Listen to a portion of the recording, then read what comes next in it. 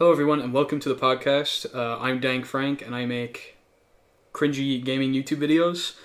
Check out my Mario Kart video, plugged here, shameless. And I'm joined today by my co-host, Natkiio. What are you doing? Hey, I make games and art that aren't very good. I mean, that's still a skill, isn't it? It's fun though. It's really fun. I mean, that's good. Pretty cool. And today, we're going to be talking about the general Nintendo Direct that aired this week, and also we're going to be giving our predictions on the Metascores for the rest of the games that are, slated for 2021, ones with release dates and ones that may come out this year. They mightn't. A lot of this is subject to change, but we're doing what we're doing right now, and we'll see what happens and see how. Maybe at the end of the year we'll see how our predictions have panned out, perhaps. So. Yeah, exactly. Let's get right into it. Beforehand, though, I think we should talk about the Nintendo Direct that came out there a few days ago, as of recording. Yeah. I think for me, it was pretty disappointing. What do you think? It got there wasn't much of a build up. It wasn't kind of this thing of massively anticipated, because I was legitimately thinking Nintendo had actually dropped the Direct format for a while. I thought that they were done with this. It seemed like their thing for quite some time was going to be single game announcements, like how they handled Hyrule Warriors, Age of Calamity, and Mario 3D, Bowser's Fury. I thought that was going to be how they handle their game announcements going forward, but no, we did get another Nintendo Direct, which I was quite surprised by, and it was nice to have a new one, but I won't lie, I was a little bit, I think considering how long it's been, September, I think 2019 was the last one that we got.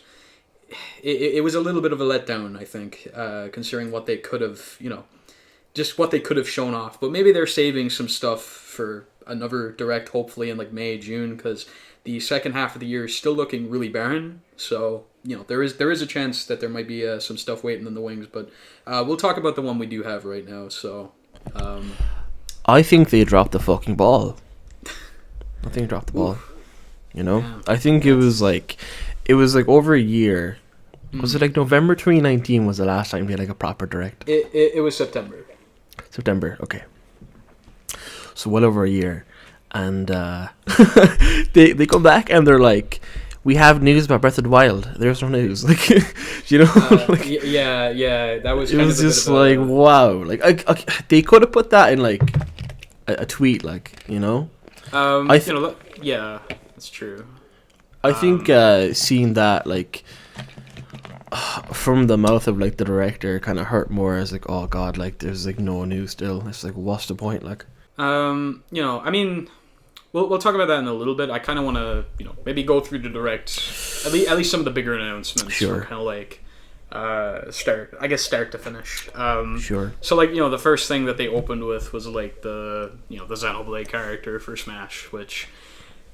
Cool for the people who wanted it. For me, it's not really much of a. I can't say it does much for me. Pyra, Mithra, they're not characters I asked for or cared about really all that much. Instead of anime swordsmen, apparently these are literally just anime swords in the forms of, anime big fucking anime girls. So big old anime titties, yeah. Big anime titties, yeah. And it's just, I don't know. I've never really been too interested in playing Xenoblade 2. It looks like a decent game, I guess, but it just isn't really something that interests me all that much. I played it for 2 hours and it's cringe. I think Rex sucks. I hate his voice actor.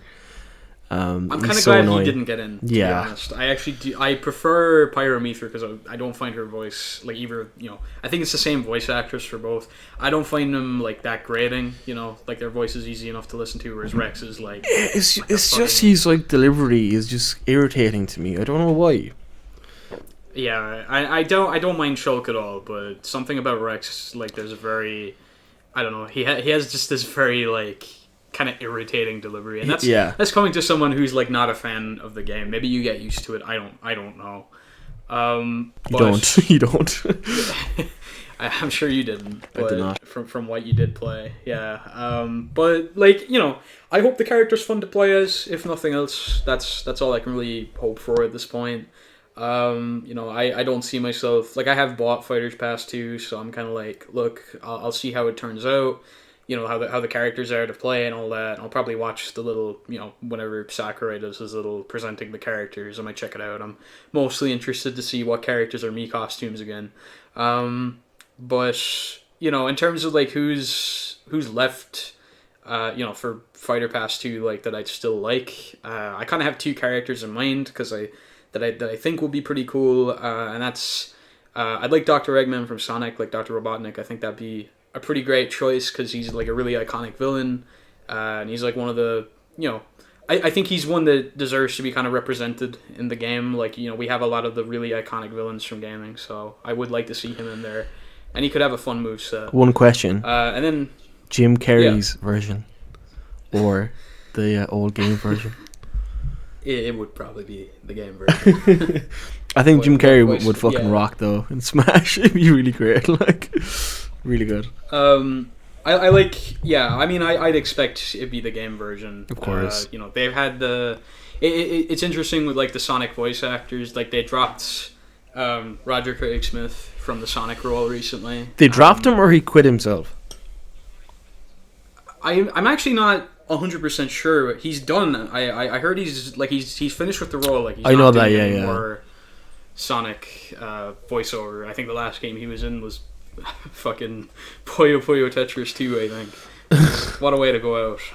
Legendary. Those are fun games, but yeah, pretty weird way to cap it off. But so like Eggman, he's kept the same voice actor for like 18 years. They haven't swapped him out. Like it's kind of crazy. How long was Roger doing that? 10 years. 10 years. I think since pretty hefty time. Since Sonic Colors, that was on like the Wii. That was the first one he did. But the guy who's been doing Eggman's been doing it since like I think like Sonic X or something like that, like 2002 or something. So and his name is Mike Pollock, and he's like I think he might still be doing the role because he's the only one that they haven't said was recast because a lot of people want him to stay. So it's interesting, but yeah, I'm going like really off topic, but it was just I did want to talk about that a small bit. But I think he'd be a great choice, and I'd also like because he's a really iconic game character, and the company like doesn't actually have like the company that he's from. They don't have a character in the game yet, but I think Ryu Hayabusa would be a good shout from like Ninja Gaiden, because he has like a pretty he's a lot of like different moves he could do and like ninja like abilities and shit, and like I think he'd fit really well in the game as like he's been around since like the 80s. He's another one of like those like classic vintage characters you could definitely have in the game. Also with Japanese, that collection coming to Switch, like it'd be perfect timing almost in a few months. Exactly. Now to be fair, I thought Crash was going to happen because there were quite a few times where I thought it was perfect timing. He didn't, and I'm really I think we missed the boat on it. I think he's not going to happen. There is a chance still. You never know. It's a shame. It is a shame. I think. I think it's a shame. I think he would have been. I think he would have fit really, really well. And he's like the most. He's the most iconic platformer character that isn't represented in the game. I think, and just one of the most iconic in general. Would he count as like a Sony pick though? Well, since Activision owns him. Oh, I guess yeah. So no. Yeah. But he would represent like that kind of era PlayStation. I think, era PlayStation, like the PlayStation 1 kind of era where he was a clear competitor to Sonic and Mario. But it would have been really cool to see him in the game, but I don't think that's happening. Maybe it's not meant to be, Yeah, there maybe, or maybe there, maybe it could happen in like the next Smash game, whenever the hell that is. I think for me, I'd like to see Chief, Master Chief. That would be a really. I'm not even like a massive Halo fan, but just for like sheer like legendary status, like I think Chief has to get in there. He probably won't though. I don't think so. I don't think so either. We already have like two Microsoft reps. Yeah. You often forget Minecraft is Microsoft, but it is. you know, and Banjo and Kazooie, but you know, and it's great that those characters got in. Like I think Minecraft Steve was a really fun, you know, just a really fun character. Like as an addition, it's just such a weird, out of left field choice. I did not expect him whatsoever. At least he's not like Fortnite guy, which is I'd hate so much. I'd probably die laughing, but it would be an awful choice. Yeah. You know, I think it would make me laugh pretty hard, but it would. I don't think they. I think an awful choice is not putting Kyle Crane from Dying Light in Super Smash Brothers.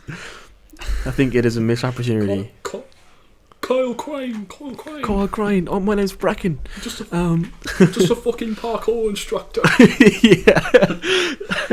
Yeah. Who cares? Who doesn't love Kyle Crane from Dying Light? You know, Bracken just such an shadow character. Echo. Oh Christ! Yeah, Dying Light for Switch announcement. It would probably run terrible, but I'd fucking buy it again. I've bought that game twice. I'll buy it again for sheer. For like the sheer for the sheer amount of Brecken in that game, you know, which in my opinion is not enough. There's not enough Brecken. Not enough Brecken. Grind. We need more. Brecken for Smash. Absolutely. Get that trending. What was after Smash? Do you remember? So yeah, after Smash. Just to be blunt, I'm literally like looking through the direct right now just to be like, you know, what was there. You know, they announced Fall Guys. Cool. You know, it feels a bit late, but I suppose, however. You know, it probably took some time to port it over, of course. So I'm curious to see if that might like revitalize it somewhat when it comes to Switch, because it's a fun game. I don't think it's anything that's like super. You know, you're not gonna be playing it every day. I got a little bored of it after like 2 weeks, but it was a fun game. I do wonder, like, you know, again, if bringing it to Switch will maybe give it back some life. You know, we'll have to wait and see. It does seem like summer is quite far off, but you know. There were some other like third party announcements. There was like what else did they announce? I think there was like another Mana game coming to the Switch. Monster Hunter Rise is, you know, got another trailer that's really close on the horizon. That game looks pretty good. I haven't played. That game looks really good. That game looks really impressive for a Switch. It does, to be fair. I think it looks, you know. My like biggest fear, is that it's gonna like run like shit. I mean, how was the demo? Did you play that? No, I did not. I must give it a try. That is a big fear. I'm curious. I'm wondering. You know, I haven't played World, but I'm wondering, would Rise be like an all-right? Would that also be like a decent starting point that I could play that and then go back to World maybe? Because I'm thinking about it, you know, and also because I think I would prefer. I think I'd almost prefer to start at Rise because you're going from the Switch and then you go to like PC. So obviously then you're not like, oh, the frame rate's so bad. Yeah, like you can sink like hundreds and hundreds of hours into World. Like World is so deep. And I imagine so much content. I imagine Rise is definitely going to be the Switch's World, since it obviously can't run on like Monster Hunter games are always super long. You know, so I wonder what engine Rise uses. I wonder, is it like RE engine? Yeah, I don't no idea. Yeah, or is it like its own thing? Like I don't know what World runs on, so I'm kind of curious what. Maybe it's like Unreal Engine, maybe. Yeah, it could be. There's funnily, I don't know if I downloaded like that Capcom like arcade thing that's like free right now just to try it out because, you know, it's free. Why not? That actually uses a RE engine. Oh really? Because like they have like this arcade kind of you know, arcade cabinet kind of setup with like all the old games. Yeah, and that's rendered using RE engine. That's interesting. I kind of laughed a little bit because I was like, "Gee, okay." Yeah, wow. I did not expect that. Because I just started it up and I just see the RE engine logo and I'm like, "What the hell?" It's like, did I boot up the right game? Yeah. What the? Yeah, it's pretty crazy. But I was like, crazy. I mean, they're pretty good looking arcade cabinets, but I was like, you know, it's pretty funny that it runs on that. But in like 4K, like on the RE engine, like the engine is really good. It's really good. I mean, yeah, Resident Evil 2, Devil May Cry 5. Oh, it looks so good. So impressive. The facial animations are just like second to none. I think they're unbelievable. I was just thinking of that fucking filthy hamburger in Resident Evil 2. The detail, they really outdid themselves. Like, it's like so. It looks so disgusting but tasty at the same time. Absolutely, yeah, it does. Like, yeah, you know, which that's is like art. That's impressive. That's impressive.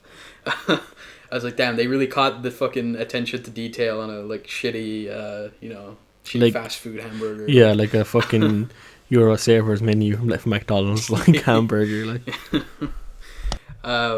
It's pretty interesting. You know, it's pretty cool though. That was probably like one guy's like job for like a whole year, like make the hamburger look really good. Do you know? Do you know like Arkham Knight? It was like Arkham Asylum. It was like one guy's job to like make Batman's cape for like a year or something like that. Damn, it was a pretty good looking cape. Good cape, yeah. Like the physics were like really hard to do. You know, to make it kind of flow, like flow with kind of grace and not look weird and like not clip. So that was pretty hard. I mean, that's like, what was that, like 2009? You know, that must have been. Yeah.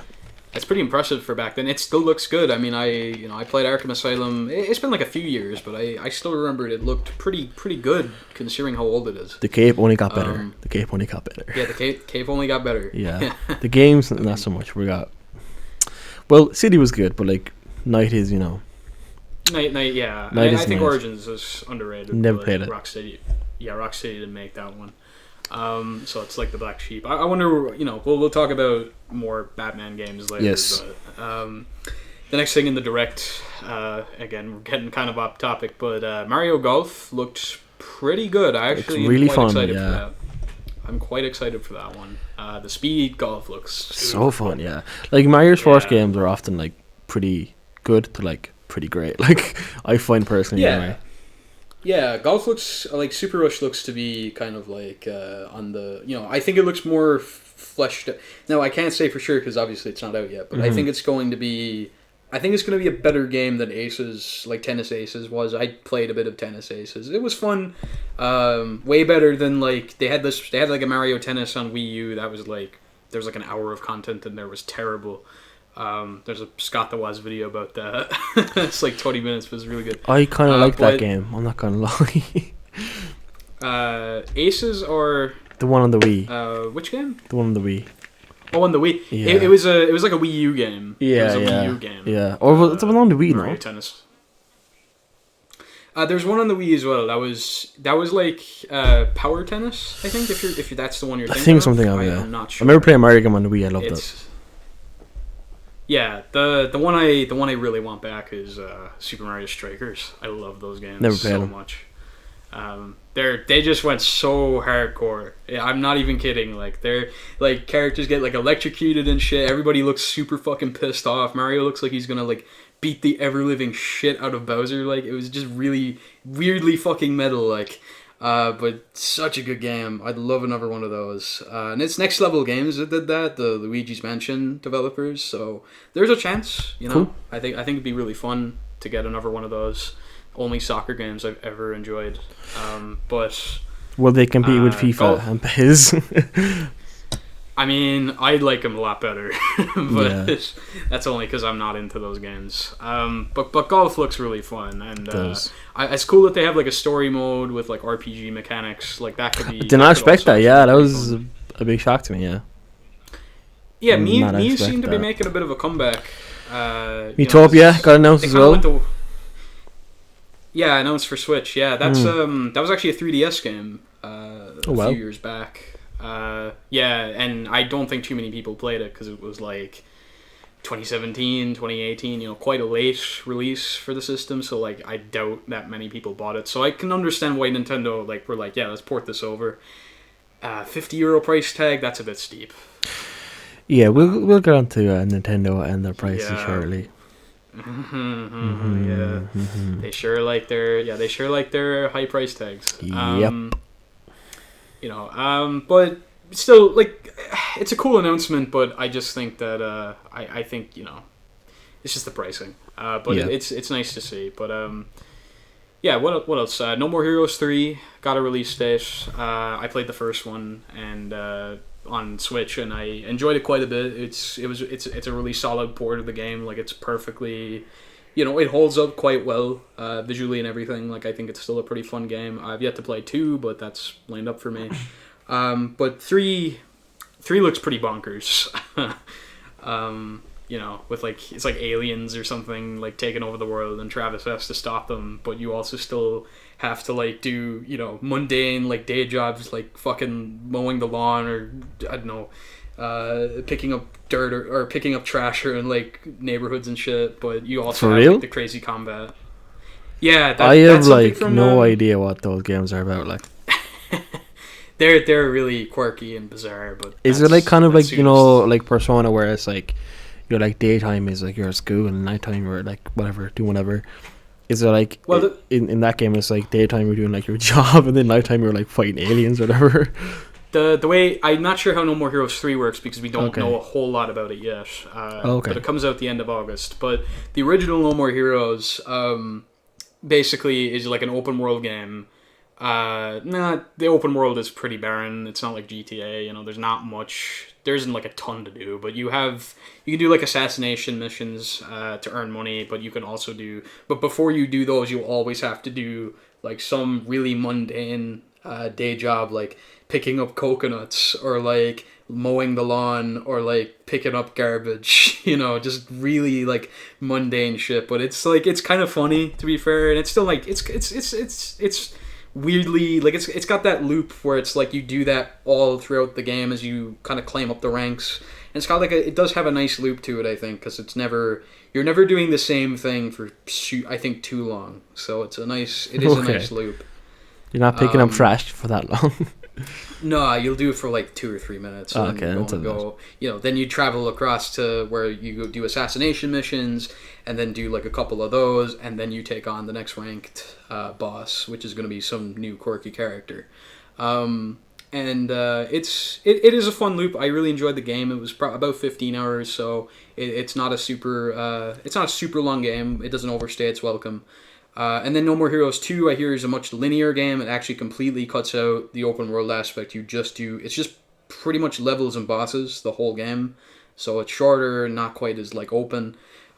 Seems like 3 is kind of returning to the first game's kind of style, I suppose, because it seemed like you were doing that kind of stuff again. So I'm curious about it. I think I'm not sure how I feel about the visuals, because I don't know, they look... It looks like a game that I think the Switch might be holding it back a little bit. Like some of the like anti-aliasing and like some of the environments looked a little drab or a little barren, or just like some of the textures didn't look very good. But we'll see. I'm definitely excited to play the game, but I hope the Switch isn't gonna hold it back too much in terms of like power. But like we are seeing like a lot of games are like it needs a more powerful system than the Switch. Like, the Switch is like a really good kind of first draft, is what you always say, and I agree. Like, it's such a good first draft. But I just hope like we get a Pro or like a Switch 2. They need to iterate on future. Yeah, of course. Make the screen a bit bigger, higher res. Fix the damn Joy-Con drift. Like, seriously, Nintendo, fix that. I would like if they could even, like, I don't know, redesign them a little bit. I don't know. I've never been big on the Joy-Cons, even just as controllers in general. They're fine. They do the job. But now that I have the Pro controller, I never use them unless the game like actually says you have to use them. Yeah. Like I use them for handheld play. Of course, you have to use them. Do you think it'll be like a Switch 2 or like a Switch XL or like a Switch Pro, or like what do you think it'll be the like next console? I was kind of expecting it here, but I guess maybe they're keeping that for like the next Direct, because I assume we're gonna get one in May, June. Or like is there like a new Switch on the horizon? Like, is that in their plans, you think? Like, because it sells like gangbusters, man. It's still selling so well. Like, it's like, what's the point? Like, seriously matter. The games that seriously matter. The games that seriously matter. To be fair, they're not really needing it. yeah, Like Animal Crossing, Mario Kart, Smash, Mario Odyssey. Like most Breath of the Wild. None of those games desperately need a Switch Pro. Breath of the Wild, I hear, has some, like, the odd frame rate drop. oh, that yeah, it does. It's like when you kind of get into like areas with like lots of like trees or like fire spreads. It's like it takes a hit. Like Bowser's Fury actually has some some kind of noticeable frame drops here and there. It does kind of exhibit the odd. I think usually whenever like Fury Bowser appears and he starts like spewing fire and there's like tons of blocks, there's definitely some like frame rate drops, and they can be a little heavy. And it's like, damn, for a Mario game, like Mario games are usually like rock solid. They're usually rock solid. I mean, I think Odyssey does drop the odd frames, but that game was pretty good. But Bowser's Fury, I think, is a little less polished. Still fun. I'm really enjoying what I've played so far. It's Mario. It's always good, but it's there are some issues with performance that a Switch Pro could absolutely completely iron out. So we'll see. If the next Switch was like as good as like a base PS4, I'm so happy. Like, honestly, I'm not sure if we'll get to that. I'm so happy because that'd be great. You can do so much for like a Nintendo title with like a base PS4 specs. Like, it'd be so good. Cyberpunk Switch Pro edition. Oh, don't know about that. I mean, like, Breath of the Wild could probably run at like 60 FPS on like a PS4. Basically. Yeah, you'd have to almost probably definitely. Yes, Nintendo would have to put out patches if they were going to do that. Would they, or would they be like, let's put out a Switch Pro specific edition? Yeah, let's be honest. Like, they're not like a conventional company. No. It's like they do a lot of weird shit and like a lot of dumb stuff. Like, their online sucks. Like, they're so behind in their online. Yeah, their online infrastructure. But I don't think they care. I just don't think it's a major concern because it's not impacting their bottom line that much. It is in a sense, but it's not as much as you'd think. I was really hoping. They're doing just fine. And I was really hoping for Nintendo 64 games to be announced here as well. I was hoping we'd see some N64 games on Switch Online, but then again, Mario 64 on 3D All-Stars, they want to sell that probably separate. So exactly. Because as soon as the 30th, they can't resell you the game. Exactly, because as soon as the 31st of March rolls around, I am certain they're going to piecemeal out Mario 64. Mario Sunshine, Mario Galaxy, you're going to sell them separately. I'm pretty sure they're going to do that, and they're going to be like 20, 30 each, So, which is ludicrous, but I think they will do that. So, we'll see, but it's disappointing. So, yeah, again, we're going off topic, but it's, do have a lot on our minds about this. So, what else did they announce? There was this game. Yeah, there was this game that looked kind of. I actually did think looked sort of interesting. It was called Neon White. It was like this first person. It was like parkour kind of game. Yeah, the guy. I'm pretty sure it was Steve Bloom, like Spike Spiegel. He was doing like voiceover. Yeah. I was instantly knew the gravelly voice.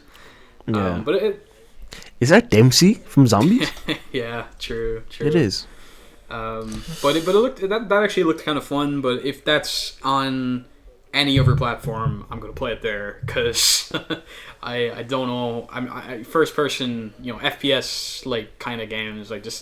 Switch would always be my last choice for those kinds of games personally. If there are other options, but if it's only on Switch, I'll definitely check it out there because it might be like 30 FPS. Yeah, well, don't know. In the trailer, I think it was. I actually think it was 60, which was kind of But I assume it's probably gonna have some drops. But still, that's not bad. The art style didn't look super over the top, so it makes sense that Switch could actually probably handle it. Then there was cool name too.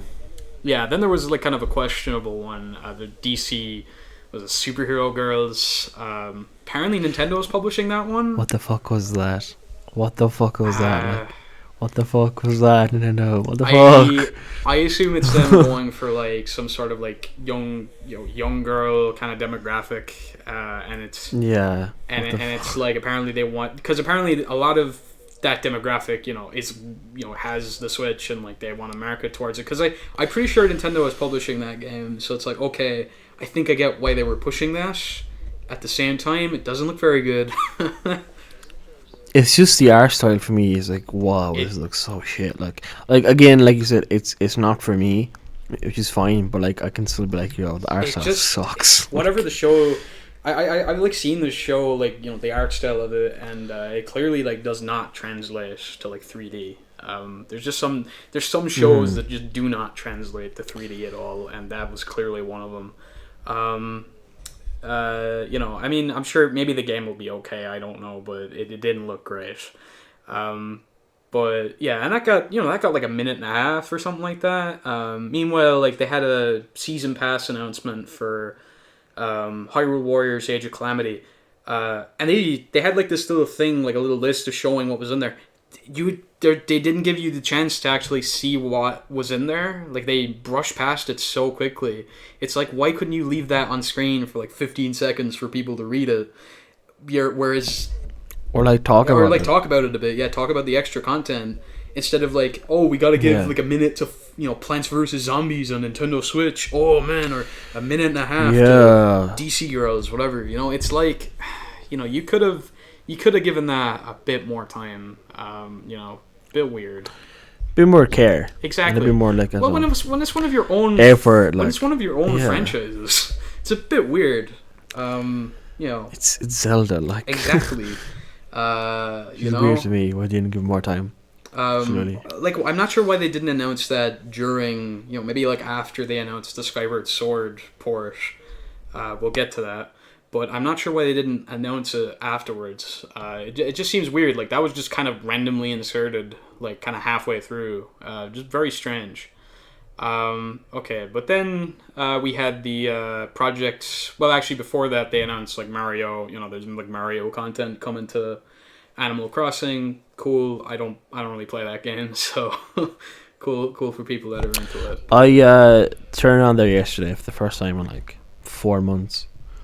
And I played for 10 minutes and I turned it off. Oof. Yeah. I mean, it's clearly a good game. Like, people can enjoy it. It's just, I think it's one of those things where you just get, it doesn't click the same way for some people. Like, it did not click for me. I played it for 10 hours and I was like, this is fine. It's not bad, but it's not really my thing. There's sim games I definitely prefer. I'd be more of like a Harvest Moon or friggin' Viva Pinata kind of person. I like those kind of sim games, but I've never really been into Animal Crossing at all.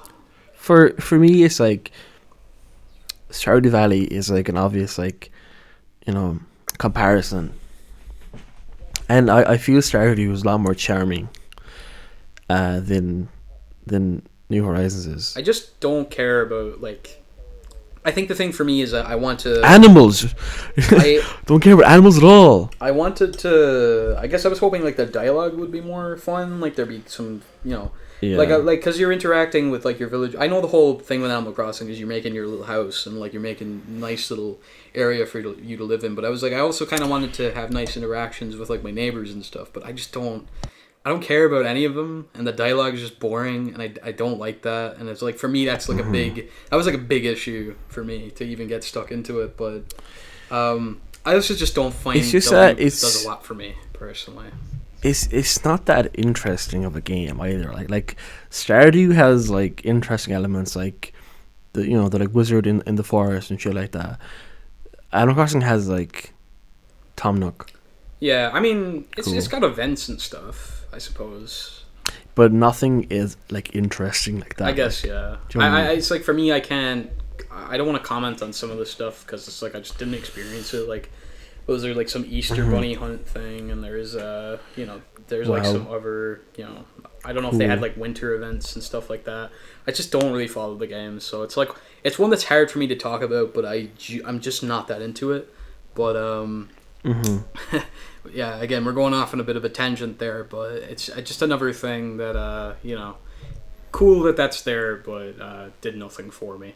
Then they announced Project Triangle Strategy, which obviously working title in the Underline RPG series from Square Enix. I didn't play it. It clearly seems to be using like the same engine as like Octopath Traveler, but they're doing it as like a more, like Fire Emblem, Final Fantasy Tactics, XCOM style kind of game. Maybe that's blasphemous to say XCOM. It's probably nothing like it, but I mean, it's a tactical strategy sort of game. I haven't tried it. Apparently, you said you tried it out. I did, yeah. It looks really good. But it does have some like issues in terms of like FPS, definitely. Which is fine for like a strategy game. It's not that big of a deal. But it's also it's a demo. Like it's not the full game. So yeah, exactly. Yeah. I'm not done with it yet. The voice acting is a bit sus. A bit, there's a bit, there's like more to be wanted. I think from the cast. Like it's just very kind of like dull delivery. Is it similar? Especially from the main character. He's so dull. He's so flat. Like is it is it similar to Octopath in that are the stories kind of like these things that are like separate but interconnected, or like is it like what way does the story? What does this seems like one connected story. Like you're with the same characters all the time. Okay, so maybe more like a Fire Emblem kind of thing. Yeah, I have no idea about Octopath. Like if it's good or bad. People think that from what I've seen is that the way it approaches the story isn't really, it doesn't work because it's so like sporadic and not connected at all. Yeah. Which can be confusing, I guess. It's very traditional, isn't it? Octopath, like it's kind of like the way the gameplay kind of plays out and stuff. I know the story is a bit different. Yeah, kind of old school turn-based RPG as well. Final Fantasy kind of feel. With that, whereas like Final Fantasy Tactics, you kind of feel, especially for this game. Yeah, that's for triangle strategy. Yeah, I can because I think that's what they're trying to harken back to because people want. I've seen a lot of people actually ask for a new Final Fantasy Tactics, so I guess this is them kind of giving that to people, I suppose. From what I played, I am looking forward to it. That's good. I have the demo installed. I might give it a go. I didn't play Octopath. And I have limited experience with like tactical kind of strategy games, but I'm willing to give it a shot when it's free. So hopefully I enjoy it. But and it looks interesting. It looks I'm sure it won't be out for a while, but it looks interesting. Again, but visually it looks so nice. Yeah. It does actually. The lighting and everything, and like the colors. So nice. Yeah, like the demo, like you're on like a bridge and like the water looks so nice. It's like whoa. I was like distracted. I was like, oh my god, shit. Yeah. That's some good water. Like you know what I mean? Like, I mean that's cool. Like I mean that like it just has a visually appealing like aesthetic that does draw you into it a bit more. So. And the character design is pretty cool. Like people look fucking badass at times. It's cool. Yeah, I mean, I think it's 2022 that's coming out. Yes, I wonder if it's, I wonder if it's going to be actually called, I think I know it says working title, but to be fair, Octopath Traveler was also a working title, and then they just said, yeah, we're just going to go with that, So yeah, it'd be really. Imagine you just walk into like a GameStop or something. Provided they're still around. Well, they're doing pretty good stocks wise, but yeah, nowadays maybe so. Like it's kind of old news at this point. But just imagine you see something called like Project Triangle Strategy on the shelf. Like it just I don't know. It's such a weird name. But I mean, if the game is good, what's it really matter? Give me your finest copy of Project Triangle Strategy. I was going to say, maybe for marketing purposes, I don't think they're going to stick with that. Yeah. Unlike Octopath. Does not roll off the tongue well. Exactly, because Octopath Traveler, like, you can get that name, like, it works, it just, something about it. It fits the story too, like. I know nothing about it, so I don't know if it does, but if it does, cool. There's like 8 characters you play as. Octo, so yeah, makes sense. Yeah. Octopath, yeah, okay, there you go. Yes. 8 stories. Well Wow. done. The dots are coming together. Reconnected. I did it. I'm so smart. I never. This man is in college, by the way. Wow. I have big brain. Yeah. Yes. So there you go. Project Triangle strategy. Hopefully it's good. Looks pretty cool. And then they announced what else was there? So there was like, yeah, there was some Star Wars thing. Who cares? It was like some battle royale or multiplayer. Some stupid trailer, like some Showed CGI trailer too. He's like, showed nothing. Yeah, apparently it's coming to mobile as well as Switch. So probably isn't. Oh wow, there you go. Yeah, there you go. It's a mobile game that's coming to Switch basically. So it's probably not going to be very good. But we'll see. And then there was that Knockout City game that was kind of like a bit of a bait and switch because they were showing like all of these like different genre kind of characters. Like there was this little pixel art princess, and there was like a SWAT guy, and there's like a big orc, and then it was just this kind of generic looking. I mean, it was a dodgeball game, and it was like the art style just looked kind of uninteresting. Which was a little disappointing. I thought it would have been cool if it was like this genre mixing game. But I agree. Yeah, like I I want to see that game where like that soldier is with that pixel art princess. Like, what is that game about? Like, that'd be way more interesting than like, oh, it's dodgeball. Yeah, exactly. It's dodgeball, and there's like quirky characters. It's like Bleeding Edge dodgeball. Woo. Pretty much, yeah. It's like, I'm getting like big Bleeding Edge vibes. Destruction All Stars dodgeball. Yeah. Just all these like hero kind of games that just have the most bland character designs. Like I mean even Overwatch 2, like their mantra for like designing characters is let's just put more bullshit on them. Yeah.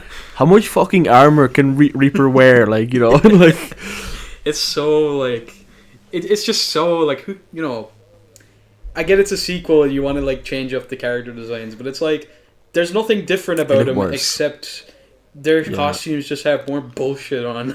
That's it. I think they look more boring. Someone had a tweet that was just like Mario and Overwatch 2, and it was just him with like I saw that. Yeah, it's hilarious. Yeah. Like good. It's just the truth, But that game, who knows when that's coming out? We'll have to wait and see. Who knows? Yeah. What else was announced in the direct? So yeah, there was like there's this one that was like a murder mystery kind of game, like but then it turns into like something completely different, like a platformer or something. It was like a Danganronpa and like Zero Escape, like same guys that did those. Oh yeah. The World's End Club. Yeah, that's it. World's End Club or something like that.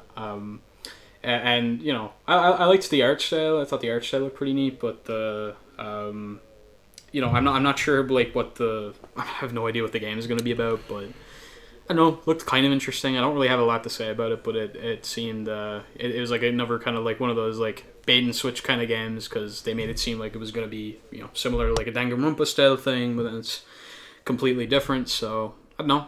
I'll hopefully we see more of that in like another direct or something. Then there was a Ninja Gaiden Master Collection, and that's Sigma 1, Sigma 2, and 3 Razor's Edge together in like one package, which is pretty cool. Like I've always, the only Ninja Gaiden game I've played is Ninja Gaiden 3, which is like that's considered like the black sheep. It's not considered to be very good. But maybe I'll check out the Master Collection. I've always wanted to play those games. I hear they're like stupid hard, so I'm definitely curious about them. And I assume they'll run pretty good on Switch because I mean they're like I think the Sigma games and Razor's Edge like they're 360 PS3 kind of era, so should run pretty good. Oh yeah, surely. So and as I said, like the release in June could coincide. I'm not saying it will because I think Master Collection's also coming to like PS4, Xbox. I think it's even coming to PC. Hopefully not on Epic only. They're all coming to you know, the like, I don't think that would mean Ryu is gonna be in Smash, but that would be pretty cool if they did that. And again, it would give Koei Tecmo a rep in the game. So, and then yeah, there wasn't a whole lot else. Can we talk about Skyward Sword? Yeah, looking at it, we're at Eiji Aonuma. So, first of all, obviously, he introduced himself and is like, yeah. So you were probably expecting news regarding Breath of the Wild. Well, the news is there is no news. Nope. Haha, fuck you. Like, yeah, there is. I wish he said that. he pretty much might as well have. You know, I mean, yeah. I don't want to be, you know, like, I don't want to come across as, like, selfish, because, I mean, I'm not really looking for... I'm okay with them not having Breath of the Wild 2 news. I think it's fine. You know, if the game doesn't end up coming out this year, they never promised it for 2021, so if it doesn't end up coming out this year, that's fine. But I think, like, you know, it would be nice to see more of it, you know, and, you know, I guess it's, like, maybe they're saving that for, maybe, like, as I said, like, a May, June...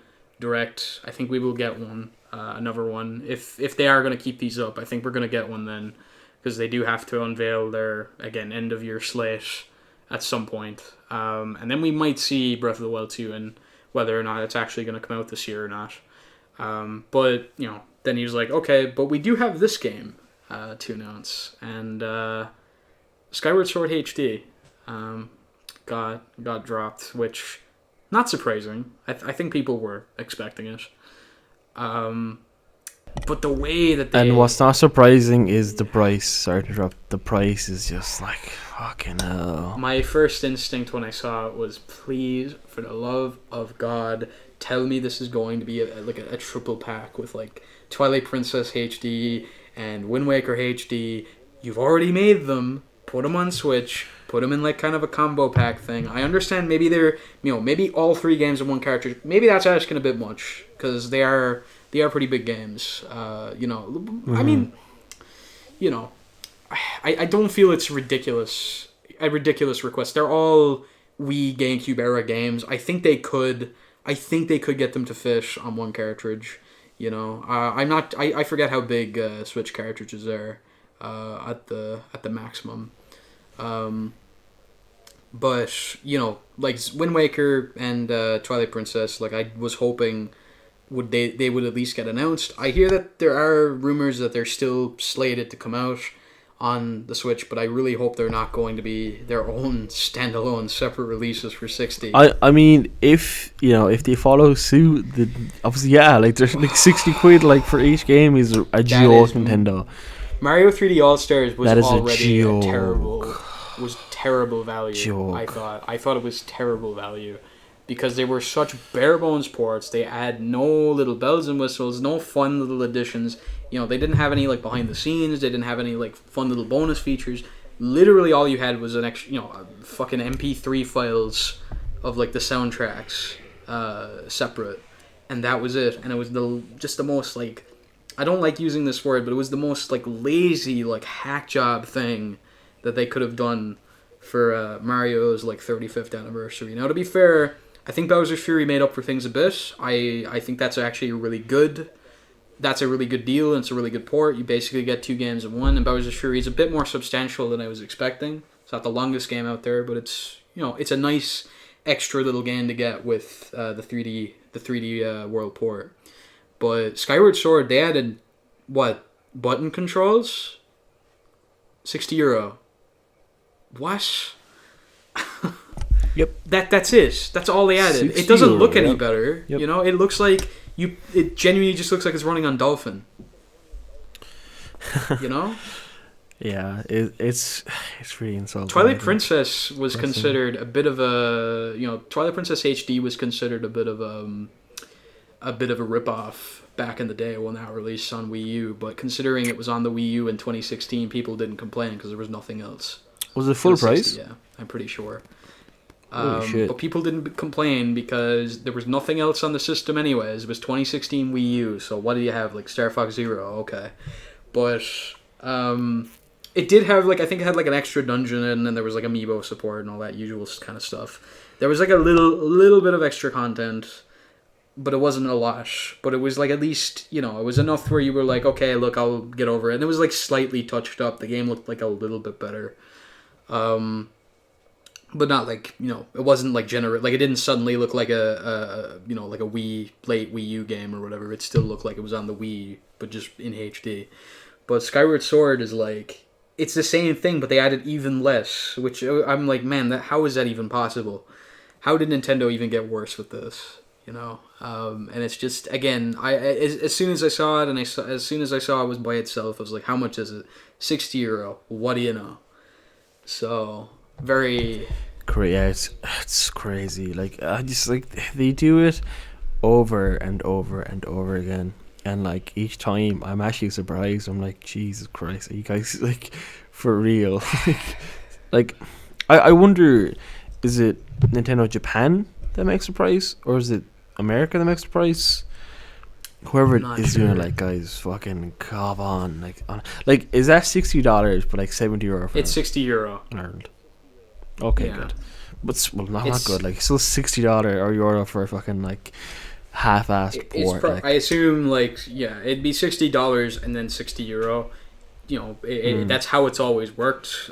Dollars are like if they converted the €60 directly to dollars, it would probably be closer to $70. But obviously, no one would pay that. So they make it. But don't we pay more for like PS5 games? We pay more for PS5 games. We pay more for Switch games. Like €60 for a Switch game is more than $60. So like, I mean, that's that's the precedent. But we legitimately pay more for PS5. What are they? We're gonna say they're $70, like $70. They're €80 here. Like the new the new Demon Souls remake is €80, which is insane. Great. I hate that. I hate great game. But Jesus Christ. Which. And I'm scared that if Nintendo, does kind of decide, whenever we get to like Switch 2 or whatever, that they're like, maybe we can jack up the prices another tenner, which, is worrying to me. I feel like that could happen. I find €70 a hard pill to swallow. 60 is already a hard pill to swallow. 70 will be even harder. And 80 is just ridiculous. I'm not buying any of those games new. Like, who's gonna pay 80 for Returnal? It might be a good game, but it's like unproven IP. Very little about it. Why is that 80? But we'll talk about that maybe a bit. They were gonna charge, was it like $70 for Destruction All-Stars? Yeah, we'll talk about that. So we'll talk about that in a bit. Before we'll get into our predictions for the Metascores, but. Yeah, Twilight Prince or Skyward Sword, just kind of to me, it's a bit of a slap in the face. I think, and I'm not even like a big, I'm not a big Zelda guy because I just haven't played like that many of the games. I've been meaning to. I want to once I know Breath of the Wild 2 is kind of on the horizon. That's when I'm like, okay, I am actually playing Breath of the Wild. Because it's just for me they are such. Not all of them are massive, but like say Breath of the Wild now, that's a huge game. I know that game is like gigantic. There's like tons to do. But then you've like smaller games like Wind Waker's probably like 20 hours. It's not ridiculously long. Skyward Sword is on the longer end. I think it's like a 45 hour game. I'm not buying it. This is like the first time for me where I'm like, yeah, I'm not buying it. No, I can't support. This is. I'm at the point like this. I know it sounds silly to be saying it about Nintendo, like a huge company. It's like, oh, I'm taking a stand against Nintendo. Like they don't care. They don't care. But it's like I just don't want to support this. This is ridiculous. I'm not buying it. Yeah, like Mario All Stars. It's like at the very least, it was 3 games in the one package, and they were all. They were at least, the resolutions bumped up, whatever, looked a little better. And it's the same thing pretty much as, like, Skyward Sword, but at least you had 3 games in there. Whereas this is just 1. And it's a longer game than any of the Mario ones, sure, but it's still only just 1 game. And that's such a... And Skyward Sword, I don't even think is, a lot of people don't even like that game. So it's, it's weird for them to, they tried kind of marketing it as like, hey, you play Breath of the Wild. There's actually a lot of mechanics that originated in Skyward Sword. So if you like Breath of the Wild, you might like this game, which, to me is like, okay, all right, it's a bit manipulative. It's not Breath of the Wild. It's not this, it's clearly not the same game. Maybe a lot of the people worked on both, but they're clearly not the same. So, I know Skyward Sword is super linear, so, which obviously is not what Breath of the Wild is. So, yeah. And then they're, to end on like a more positive note, then they ended with Splatoon 3, which I actually think looks pretty good. But there's, not a ton of info. They just kind of announced the game. They're doing the Mad Max, like, Wasteland kind of motif, which I knew because the last, like, Splatfest, which is, like, these kind of, little competition things they used to do. The last one ended with, like, it was, like, Law and Chaos, and I think Chaos won, and that literally made the outcome of the third game. Like, that was what the outcome of the third game was going to be. It was either Law or Chaos, and Chaos won. So it's interesting to actually see that play out in the third game. I'm kind of... That's cool. Yeah. That's pretty cool. I was like really interested to see that. A lot of people are shocked it was even announced, but I don't know. I was like, I think Splatoon 2's run its course. I don't think, the game is pretty much not getting any substantial updates anymore, so I think it's about time for another game. I'm definitely looking forward to it, even if it's not coming out this year, but take their time with it, make it as good as it can be. It looks super, super interesting, so I'm actually pretty excited for that. And that's a direct. All right. Direct. All right, guys. Next topic of discussion is our Metacritic scores for the year of 2021. We have skipped January, February because we are bad with time and it's almost March now, so we're going to go for March on. And we have skipped through games. It's just games that we find kind of appealing to us. So, first game I've written down is Balan Wonderworld. What are your thoughts? I played the demo and it was pretty fucking garbage. It's really bad. And it's like, it's from Yuji Naka. He's the guy who did like Sonic and like Knights and I think like some other stuff. And I have respect for the guy. And I was like, I was looking forward to it. It looked interesting. But, again, played the demo, ran terrible. To be fair, I played it on Switch, so par for the course. But just ran bad. You run, like, not even molasses. Like, it's like you're super, super slow. It's like there's no speed at all. Every button makes you jump. Or, if you get, like, the little costume things, it's just that one ability. It feels really limited in, like, what you can do.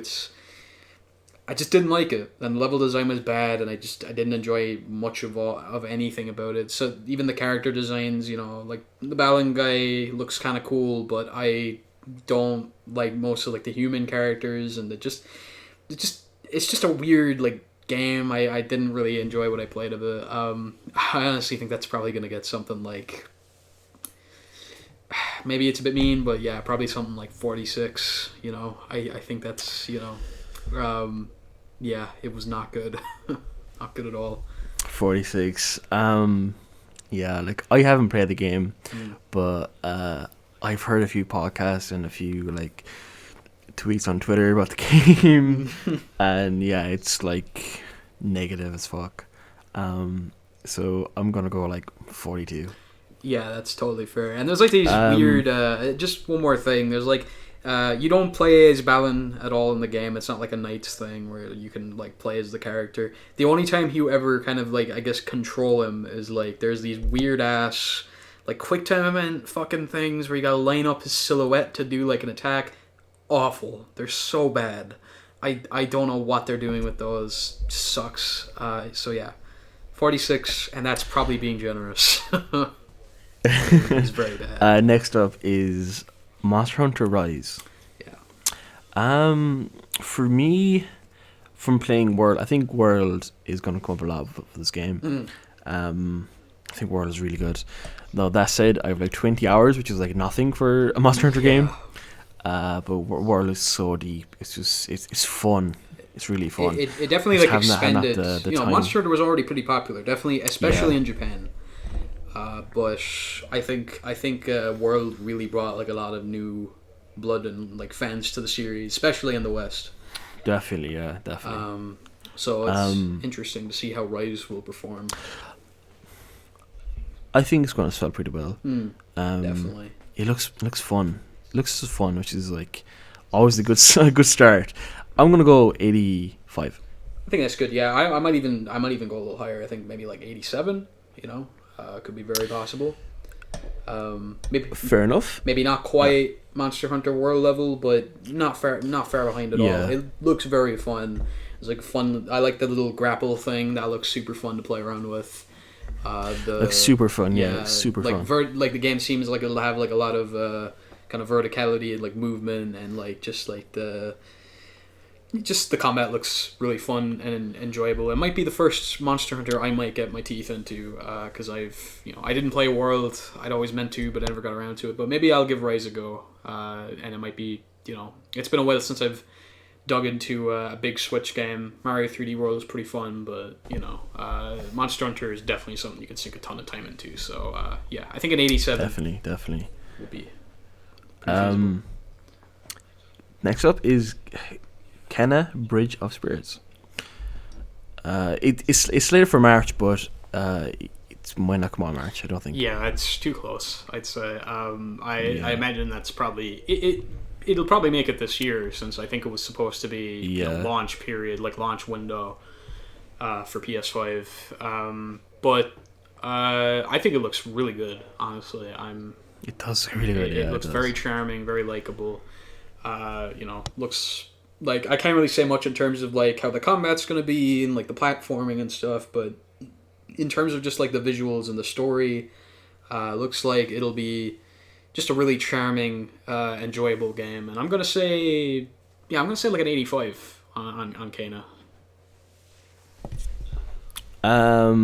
Like I have no idea, like about gameplay wise or anything. So purely like a shot in the dark, I'm going like 82. I mean, there's only been one trailer, so it's kind of hard to judge so far. 82. But looks cool though. That's all we have for March, like that we were like interested in. There's only about like 4 or 5 games in each kind of month that we have. It's not like a ton. That's fair. I'm far. pretty sure. Granted, it is early on in the year. Mr. Fuck the Oscars, Joseph Ferris game. I was just gonna go on to that there. It Takes Two is also out in March. I have no idea what it's gonna get. Looks interesting though. It does. Like I think that guy is so funny. Clearly passionate about video games and EA apparently. Yeah. I'm gonna say 79. Yeah, I think I'm probably gonna say similar. I'll go 80. I'll be a little nicer, okay. But still, kind of safe numbers there. Yeah. So April. Yeah. Outriders, Ken, by the folks who made Bulletstorm. Really liked Bulletstorm. Not feeling Outriders from what I've seen. What is it, like a Destiny kind of thing? I know like so little about it. Is it like an RPG? Is it like an RPG? Yeah. Like Borderlands maybe? Destiny? I don't think it's like PvP. I'm not sure. I think it's just co-op and there's no PvP or anything like that. Is it third person or first person? Third person. I was pretty sure it was third. I know very little about it. I like People Can Fly. As I said, they made Bulletstorm. I enjoyed that game. Gears of War Judgment was pretty fun. I mean, I didn't care for the story, but it was a fun enough game. But yeah, Outriders, I'm just kind of like, I mean, we'll see, but I'm gonna say like a 68. Like it feels like one of those games that's gonna like come out, people will be like, oh yeah, it's okay, and then it'll just kind of, people will just move on. It won't be awful. I'm gonna say like a 73. Okay, that's fair. Humankind, that kind of 4X game in the mode. I've heard of it, but know nothing about it. Take a shot in the dark there. Go on. Shot in the dark. We'll say. Who made it? Who are the developers? I don't know off the top of my head. Well, that makes it even harder, because at least if I do the developer, it's kind of like a, but Shot in the Dark, we'll say 79. Have you seen what the game looks like and No, plays like? I know nothing. It's not. It just doesn't seem like it'd be my Think cup of of tea. think of Civ. It is very Civ. Yeah, which I'm not really into Civ at all. So I'm gonna say 86 for this game. okay, fair enough. Yeah. Just as I said, don't know much about it, so it's kind of hard for me to. You gonna pass skip? judgment, but I'll say 79. Just Okay. as you said, shot in the dark. No idea. New Pokemon Snap. I mean, I loved the original run up. It was like a really just like I don't know. There's something about like taking pictures of Pokemon and like doing like these little like it was basically like a rail shooter. Like you throw like basically little like apples and like fruit and stuff to like kind of and like things to like attract the Pokemon towards you so you get like a good picture. And it was like a really quirky like fun little game, but it's like an hour long. So I assume new Pokemon Snap's going to be like that, but you know times like 20. You know it's going to be a much bigger game probably. But in terms of like in terms of like critical reception, it's probably not going to do like super great. I think Pokemon spin-offs never score particularly well. I think this, considering Snap, like this is their first one in like a long time. Like they've only done, this is only their second time doing the concept, and it looks amazing. I think this game actually, I saw some gameplay and like it's what Sword probably should have looked like, to be honest. But I know it's on like a linear path, so it's not easy to compare. But I'm gonna say like a 75, 76. We'll say 76. I think is a fair answer. Fair guess. I'm gonna go 74. Yeah, that's totally fair. Returnal. Best name ever. Returnal. Doom Returnal. Doom Returnal, yeah. Dumbass name, to be fair. I do agree. Dumb name. Returnal. Yeah. I don't know. Is it like a horror game, is it? Yeah, like space horror, like horror elements, space thriller kind of game. Sci-fi. Like it's as I said, it's by this company. I think it's like Housemarque. I can't remember how you pronounce her name, but they did stuff like most horror games don't score amazingly well. Yeah, like The Medium this year. I don't think that did super fantastically. Yeah. Returnal, I'm like, as I said, the company made that. They made like kind of shoot 'em up kind of games, like top down shooter kind of games, like or side scroller shooters like Resogun and some other stuff. But Do you mean Resogun? Resogun, yeah. If you've played that, I'm not sure, but I've heard of it. Yeah. But they made that, and I hear that's like a pretty good game. But the Returnal seems like a much different style of game for them, like a much kind of bigger title, kind of, I suppose, title, yeah, and like it seemed like a small studio, like so. Yeah, it seems to still have. They pull it off. When from seeing like the gameplay, it seems to still have kind of like bullet hell elements, which is interesting. Even though it's like a third person shooter kind of game, like so. I'm curious to see how it turns out, but I'm not like super, I'm not super excited. But for €80, oof, I'd fucking want to like clean your car and like make you food for that fucking kind of money. Yeah, it's so and weird, especially because for a game I don't like think that, it's going to run super long. I think it's going to be like a it's probably 6 hour game. So yeah, €80 price tag, hard to sell, but we'll see how the game turns out. I know it's $70, whatever. So some people, maybe in America they mightn't be as harsh on it, but I'm gonna say like a 72. Yeah. I think it's gonna be one of those ones that's like it's not bad, but for the price, it's just steep. It's a hard sell at that price. I think it's a hard sell. Yeah, because it's probably gonna run like 8-10 hours max. Yeah, maybe shorter. You don't know. Yeah, order length like 6 hours. right. Like a tech demo. I don't think it's like a tech demo though. No, it's not, because if it was a tech demo, it would have come out with the damn thing. I guess. Well, I know Order didn't come out with. Order was a glorified tech demo, to be fair. It looked amazing, but I mean, there's like so little game there. It ends where it probably was like.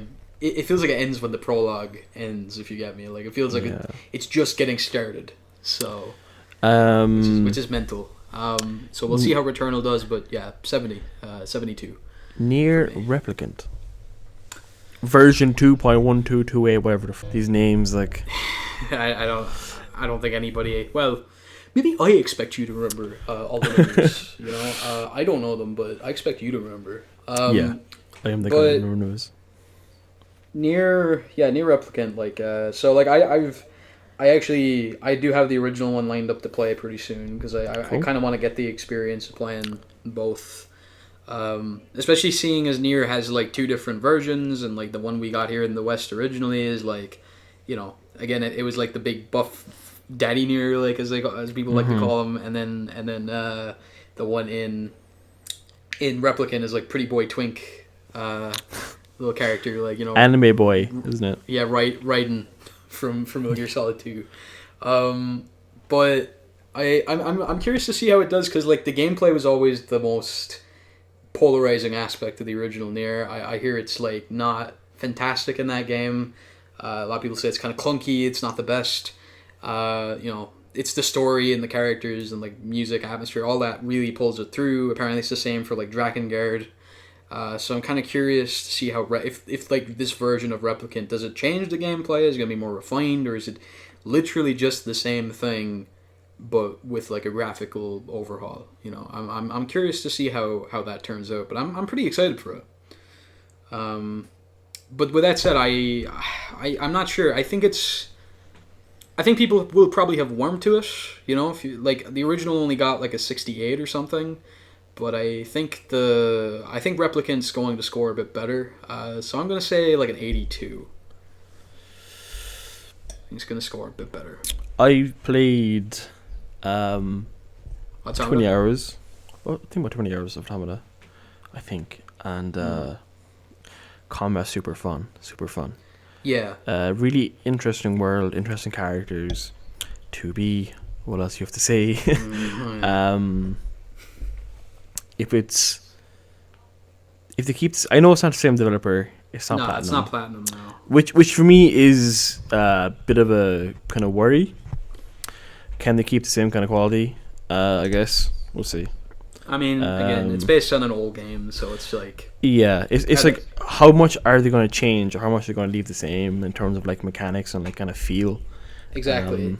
Is it going to be exactly people like love the original? People love the combat in like Nier Automata, so it's going to be like try and like copy that, or is it going to be its own thing, or time will tell. But I'm going to go 80.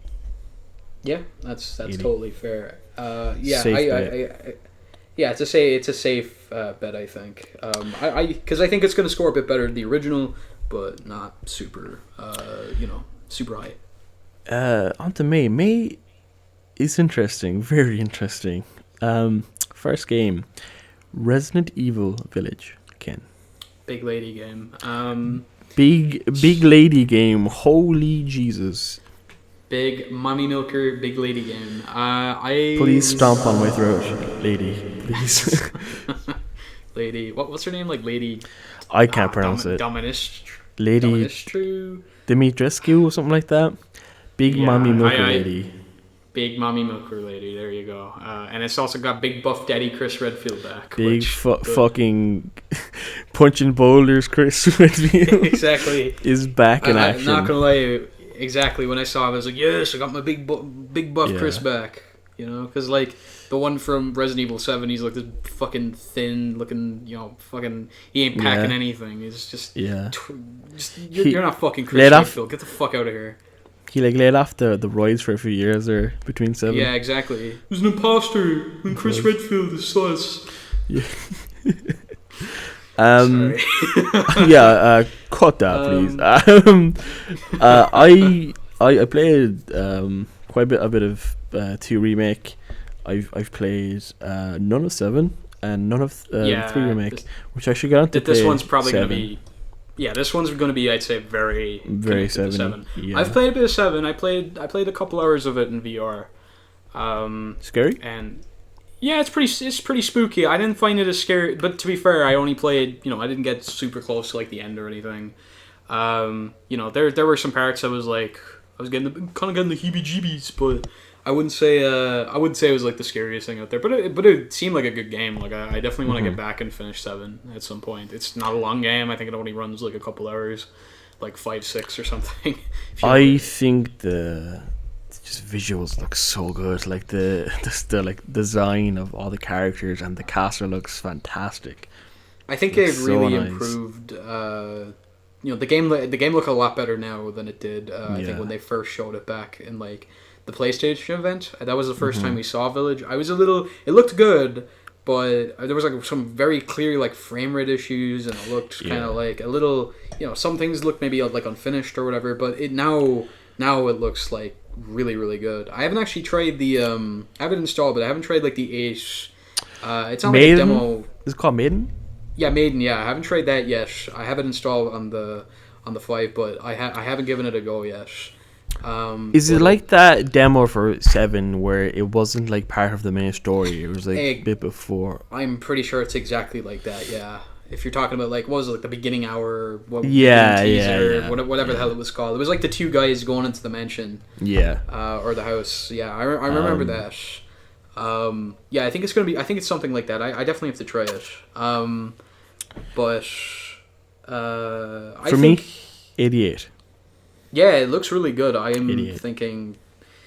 Yeah, I'm probably gonna go like 86. Like similar. Okay. I think it'll do like a little bit better than or maybe like an 87. Let's say an 87. Yeah. It'll do like a little bit better than 7 probably. I think that's. Oh boy, I think the next one, Mass Effect Legendary Edition.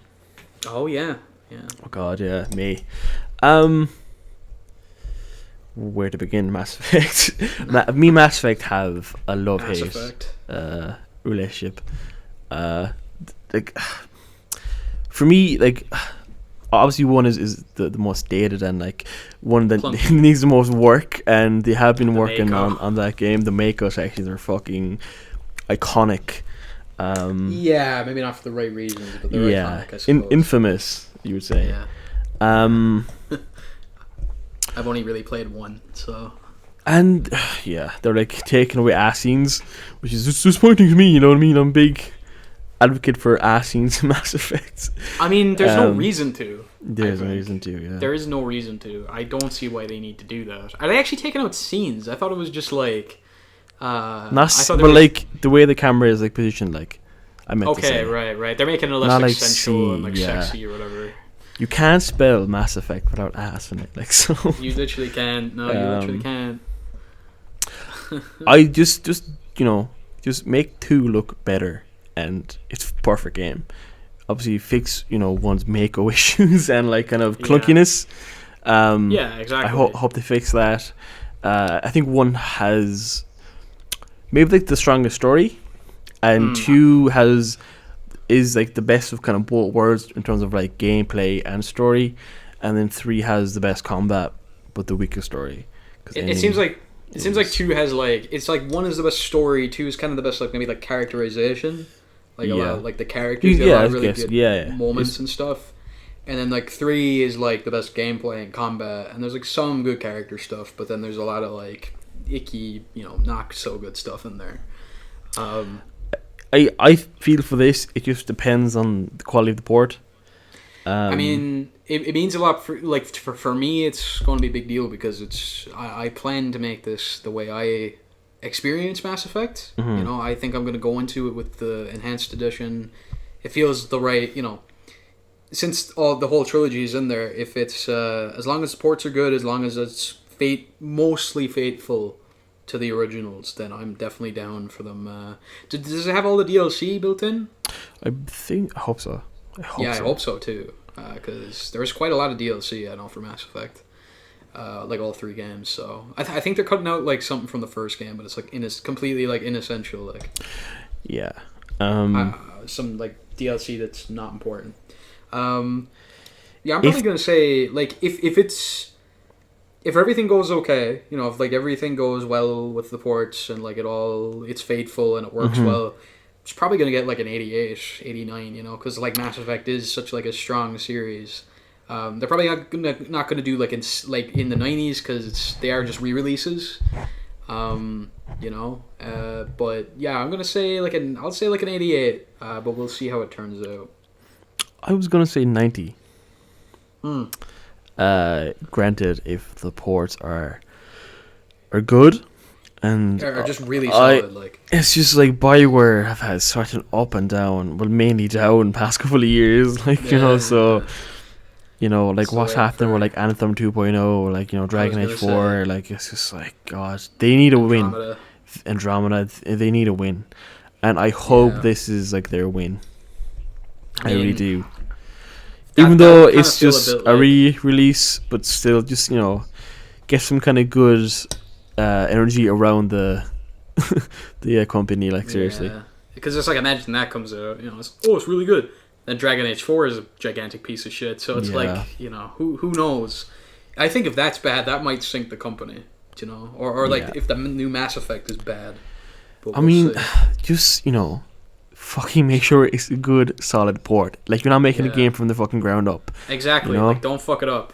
Don't fuck it up. Seriously, don't fuck it up. Like it feels. This is so. Don't make it like a Warcraft 3 Reforged. Do not fuck it up. It's like it feels like such an easy thing to get right. I'm obviously speaking as someone who's sitting on my ass and going to play the games when they come out. I'm not developing them, but still, it just doesn't seem like it's like this. This feels like it should be an easy win for them. So absolutely. So you said 88? Yeah, I think an 88. I might say 89 actually. Okay. If everything turns out okay. 90 for me. And moving on. Deathloop. 92. Arcane. Ooh. 92. Wow. You are really excited for that. That game looks fucking fun as hell. It looks so fun. I am in love with the premise, the style, the gameplay looks so fluid and smooth and fun. Like it like takes the like best elements parts of like Dishonored's kind of fluidity and gameplay of like using blink and different powers, and adds in like guns and just like a crazy setting of like being stuck in a time loop, and having like two assassins like go at it is like a really good idea. So if they pull this off, man, this game could be really good, really good, and score really high, honestly. So like I first saw Deathloop like at the we first saw Deathloop at like the PS5 like showcase event, which as I said I found that kind of disappointing. It wasn't like I didn't think it was like the best thing in the world, but one of the games I definitely came away being pretty impressed by was Deathloop. It was one that was like this looks super fun. It's a great premise. There's like really cool it's got a really cool style to it. This like assassin v assassin thing is just like a really fun idea. And it's, as you said, like if the execution is top notch, this might be Arcane's best game. There's a chance it could be, and that is pretty high. That's a pretty high bar, because Dishonored, especially Dishonored 1, I know is considered like that. That's like a modern classic. So Dishonored 2 was pretty highly regarded. Exactly, yeah. But the first game is considered, that's considered like a classic modern game. It is a classic. Yeah, it's fantastic. So I'm really curious to see where Deathloop ends up, but it looks like a really fun game. And I'm definitely looking forward to it. Looks really fun. You said 92, did you? Yep. Damn, that is pretty high. I will. I think I'm gonna go like a. Yeah, I think I'll go with a 90. I'll say an 80 on it. Okay. Which if it scores better than like Doom Eternal, then that is then like we're definitely in for a good FPS. So yeah, then you can make like the argument that is Arcane Bethesda's like best studio, most consistent studio, like exactly. Yeah. I know praise hit or miss for like some people, but people still like the game, so it's still pretty well regarded, and it's not the same Arcane, to be fair. Yeah, different. I think it was Arcane Austin that made that one, then Arcane Leon made Dishonored and like are making Deathloop. Oh, it's Leon that's doing Deathloop. Yep. Yeah, so I think it's probably going to score pretty good. Yeah. At worst, like low 80s, but I think it's going to get a bit higher than that. Next up is Biomutants. I don't know a lot about this game. I know it's been in like development hell of it. Yeah, I think it was supposed to come out in like 2018. Yeah, so it's definitely been in development hell, as you said. I think that's Avalanche. I think it's like the Just Cause guys that are doing that. I believe. I'm not 100% certain. And I'm a big Just Cause fan. At least Just Cause 2 and 3, 4. But I really enjoyed 2 and 3. But obviously Biomutant is like completely different. Different style of game, like completely. So because it's like a third person like action RPG. I guess, yeah, it's like an RPG. I think you like level up and stuff, and evolve. I don't know a whole lot about it, but I don't know. Like, I mean, it's been in development for so long, but that doesn't necessarily mean it's going to be good. Like a lot of games that languish in. It looks like visually good, like it does. Yeah, it looks interesting, and it looks visually it looks pretty nice. But in terms of like where I think it's gonna score, it's really hard to say. I mean, as I said, Avalanche can be a bit inconsistent as a developer. They also had like that. What was it, like Generation Zero? There was that game that they made. I heard it wasn't very good. I know very little about it. It was like some kind of like FPS, like it was like a co-op game or something. I don't know much about. Or it was like I think it was single player. I'm not sure, but it. I think it was like a survival game. Survival, yeah. I heard it wasn't very good. Co-op. Co-op survival.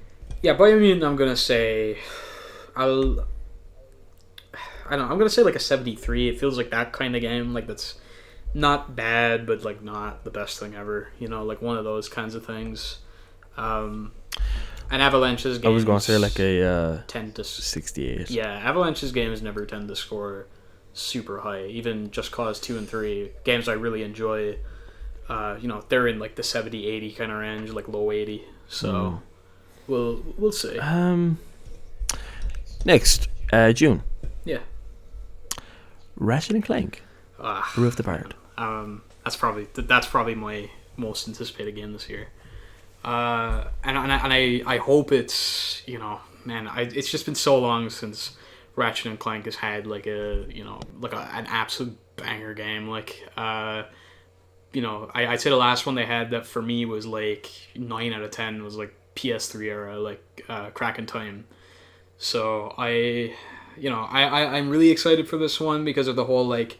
Again, them utilizing the SSD and that you're going to be able to go like, literally like teleport to different planets in like the blink of an eye and stuff. That might be just a little bit, that's probably like a little bit stuff they're showcasing like in like cutscenes and stuff. But there's clearly like a lot of stuff in like the gameplay that's like also showcasing like the SSD power, like the way you can like literally like.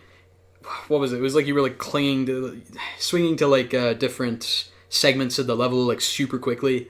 It just looks super cool and fast and fun, and I'm really down for it. Like and especially considering I hear this one actually will run at 60 FPS, which great. They play so much better at 60. I was not big on the. I've made it very clear to people I know that I was not big on the 2016 game, but I'm very much excited for this one. It looks really interesting. Really, really interesting. Yeah. Looks really pretty too. It does. Yeah, looks really good. Like a really cool mechanic. Like it does show like the power of like the PS5's SSD. Like. We can do, or they can do stuff that we haven't, seen before. Exactly. Like load, like instantly into like a different new, like world. Like, back again this year. Like it's really, really impressive. Like that SSG is super impressive. Like to be fair, it's really. And it's fast. just that Ratchet and Clank is like the game to show it off. And to me, it's one of the most. This is like it's like one of the most. And a lot of it is probably like marketing, kind of like maybe some of it's marketing BS, but. To me, it does look like one of the biggest like generational leaps. Like this is like one of those games where I'm like, I don't know if you could have done this on PS4. You could, but like you'd be waiting a while, like for it to load. It'd be a very compromised vision of the game, I think. So to me, this one looks like it's like, sure, visually in terms of like the actual like graphics. Yeah, I think you could manage it on PS4, but it looks so much better than 2016. So much more lively, so much more like bouncy and energetic. And I know that game was probably made like on kind of a bit of a budget because it was made for like movie tie-in basically, but yeah, this is like the most confident I felt in like a Ratchet game in like years and years. So I'm pretty excited for it, and also since Insomniac are coming off their high with Spider-Man, it's pretty interesting to see how they're gonna handle this. But I'm thinking like 90 on this one. I'm pretty confident in it. 90, wow. I hope it manages it because the best Ratchet games, they just the weapons and like the combat and like the level design and the music and atmosphere, they all come together in like a really great way. And I'm thinking Rift Apart I'm hoping it's gonna have that, but we'll have to wait and see. But I'm really excited. I don't have much to say. I'm not like a massive Ratchet and Clank fan. I played I played 2016 a little bit. I remember you gave it to me to borrow, and I played Gladiator. I think it was called. Gladiator's a banger. That's a really good game. Yeah, pretty good game. Yeah, great combat. I'm gonna go like, I don't know, 86. Yeah, that's a totally fair. 86. That's totally fair. I think that's what the reboot got, but I'm hoping. Oh really? Wow. Yeah, which to me was like I was like, I don't think it's that good, but I understand there hadn't been like a tradition, because the main reason the reboot did well at the time was because there hadn't been a traditional normal Ratchet and Clank game for a while, so I think people were just clamoring for it. But yeah, just I wanted to gush about that. I think it looks really, really good. I'm very excited for it. Chivalry 2. I even have nothing to say on it. Neither do I. You want to skip it? Yeah, sure. Okay, skip it. Next is Back 4 Blood. Left 4 Dead. Left 4 Dead 3 pretty much. That name annoys me. It really so annoys me. wannabe. Back 4 Blood. It's just So wannabe. It's Turtle Rock though, isn't it? It is, yeah. Which is like, okay, they made the first one, but like you don't own the rights to it, like, so just like I guess, but fuck off, pretty much. I guess, but like I guess they aren't. If they want to make a new Left 4 Dead and Valve is clearly not interested, then I guess it makes, unless they're biding their time. But it's that's fine, but don't make it so blatant, like Back 4 Blood. Like, I don't like that. Yeah, that's true. At all. I don't know, because I guess they want to be like, we are the Left 4 Dead people. Yeah, literally, yeah. But it's like, I don't know. I hope the game is good, but the bit I saw from like the Me Game too. Awards, I don't know. It kind of bored me. I wasn't too taken by it, to be honest. But maybe that's just because I was like, wow, this is just Left 4 Dead. It's just Left 4 Dead. Yeah. Left 4 Dead 4K edition. And zombies are bigger now. Like, there's bigger zombies, and a big draw for like Left 4 Dead, to me, is the community content. The mods are hilarious for that game. Oh yeah. If this has like mod support, wait, it's on Epic Games or it's on Steam? I don't know. Who's publishing it? This like I don't know. This screams like an Epic Games exclusive to me. Screams it like World War Z or something. Yeah, it screams it to me. Yeah. Just be like, fuck you, Valve. We're on Epic That makes now. that makes a lot of sense now that you mention it. We'll see. Screams it. Yeah, we'll see. But Um. I'm not too confident in it. Like, I know Turtle Rock, they do have they do have talent, like, but They had a stinker though last time out, like, with Evolve.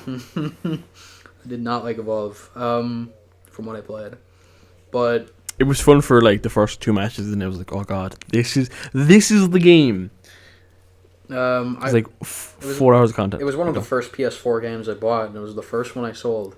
I did not care for it at all. The bit I played, I just did not find it fun.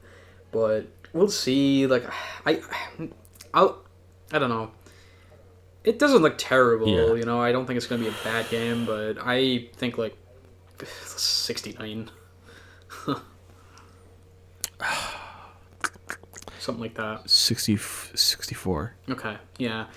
Because to me, I would say 69, okay. like 70, because it's like, it's probably going to be perfectly fine, perfectly functional, not bad, but just not very interesting, you know? I think, yeah, it'll be like a mediocre game, like, you know, fine. Maybe like above average. Turn your brain off, you know? Yeah, exactly. As you always say, like, something to play in the background. Like, Left 4 Dead has like pretty engaging, has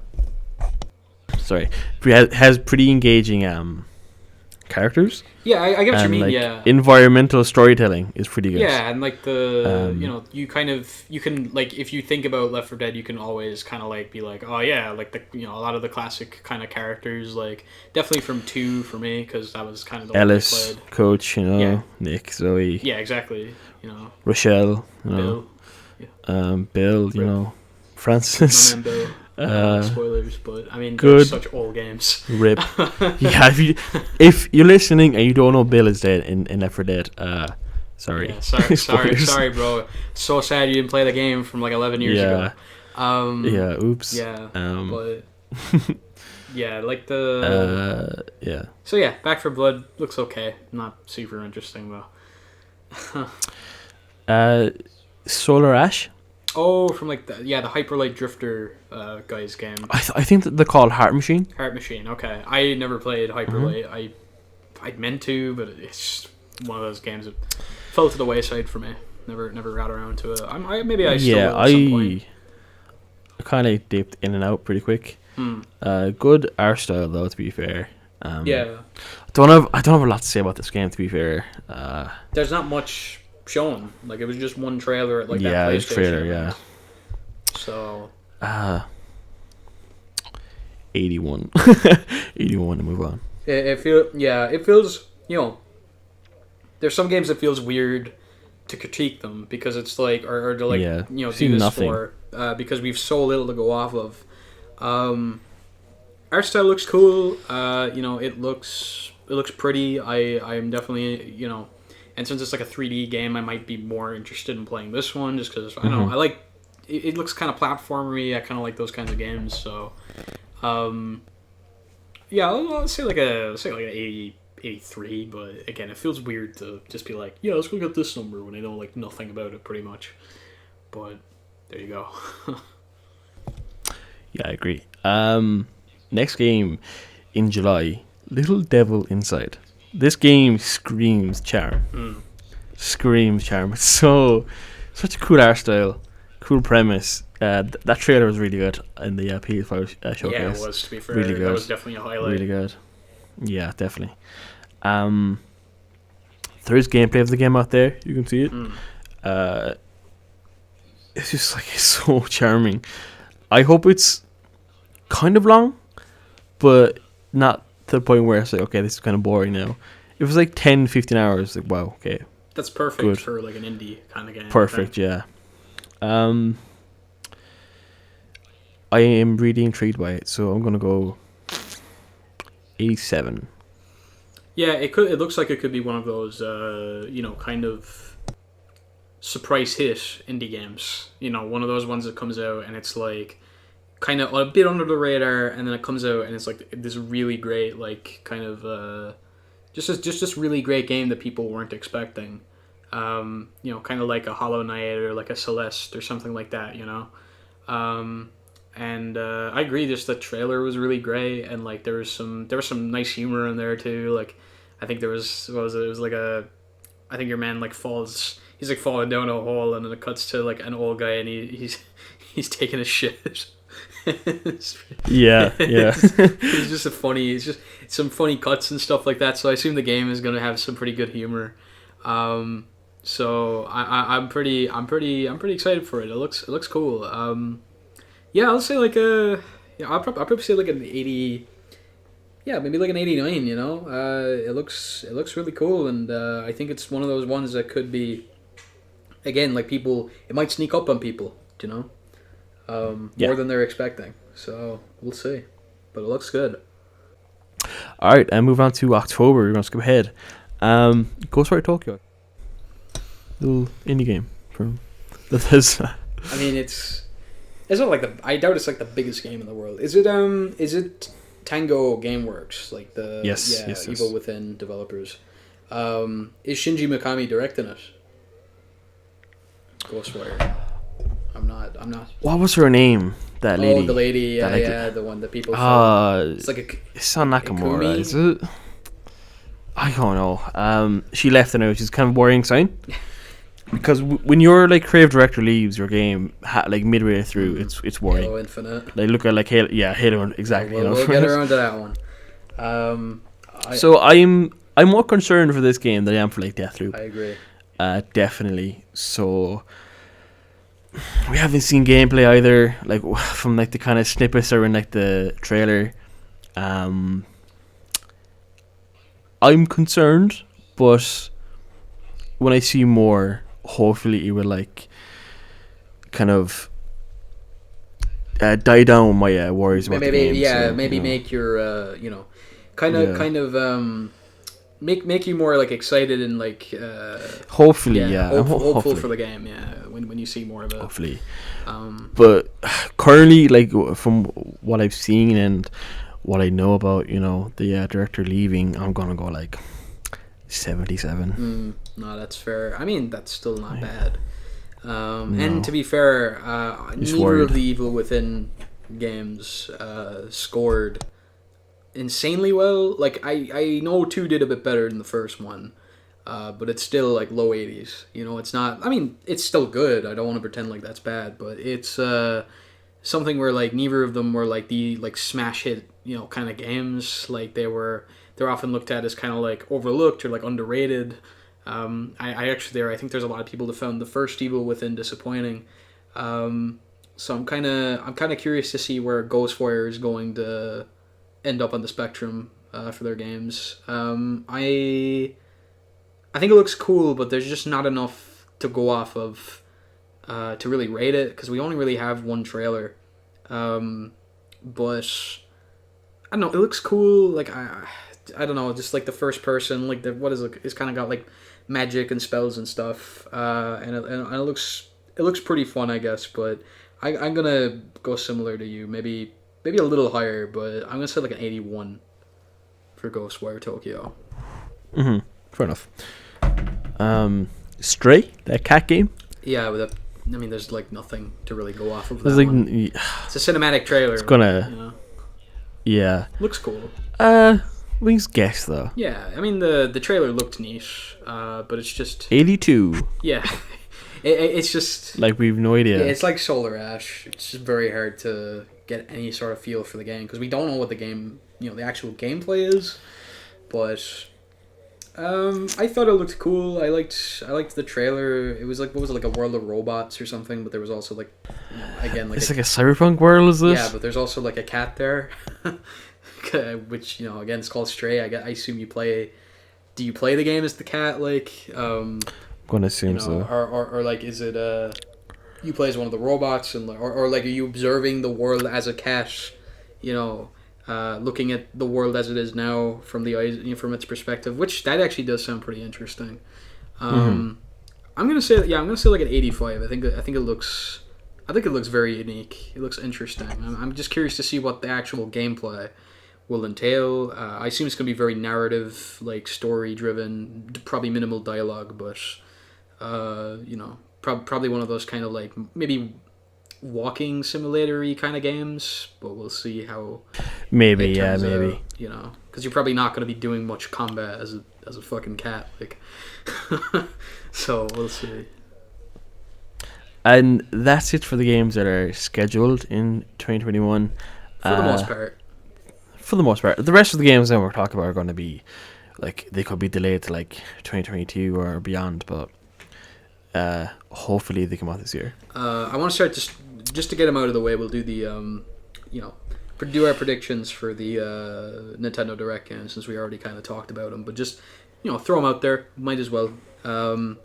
So, like Mario Golf. Skyward Sword. What do you think that's going to kind of get? Like Mario Golf.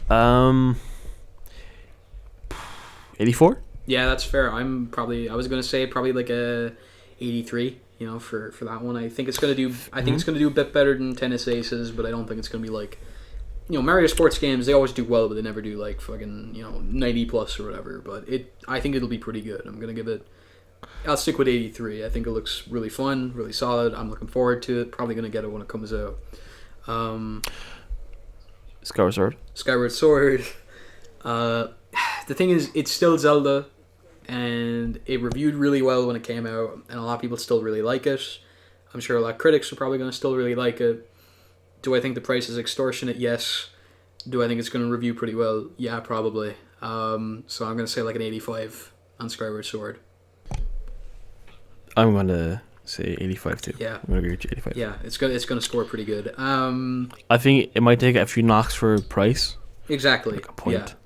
But I don't think people are going to be like, oh, this is a bad game, because it's not. It's clearly, some people think Skyward Sword's bad, but it's not bad. It's just they don't like the controls. Bad in like maybe like Zelda's terms. Maybe, yeah. People just, it's mostly just people don't like the fucking motion controls.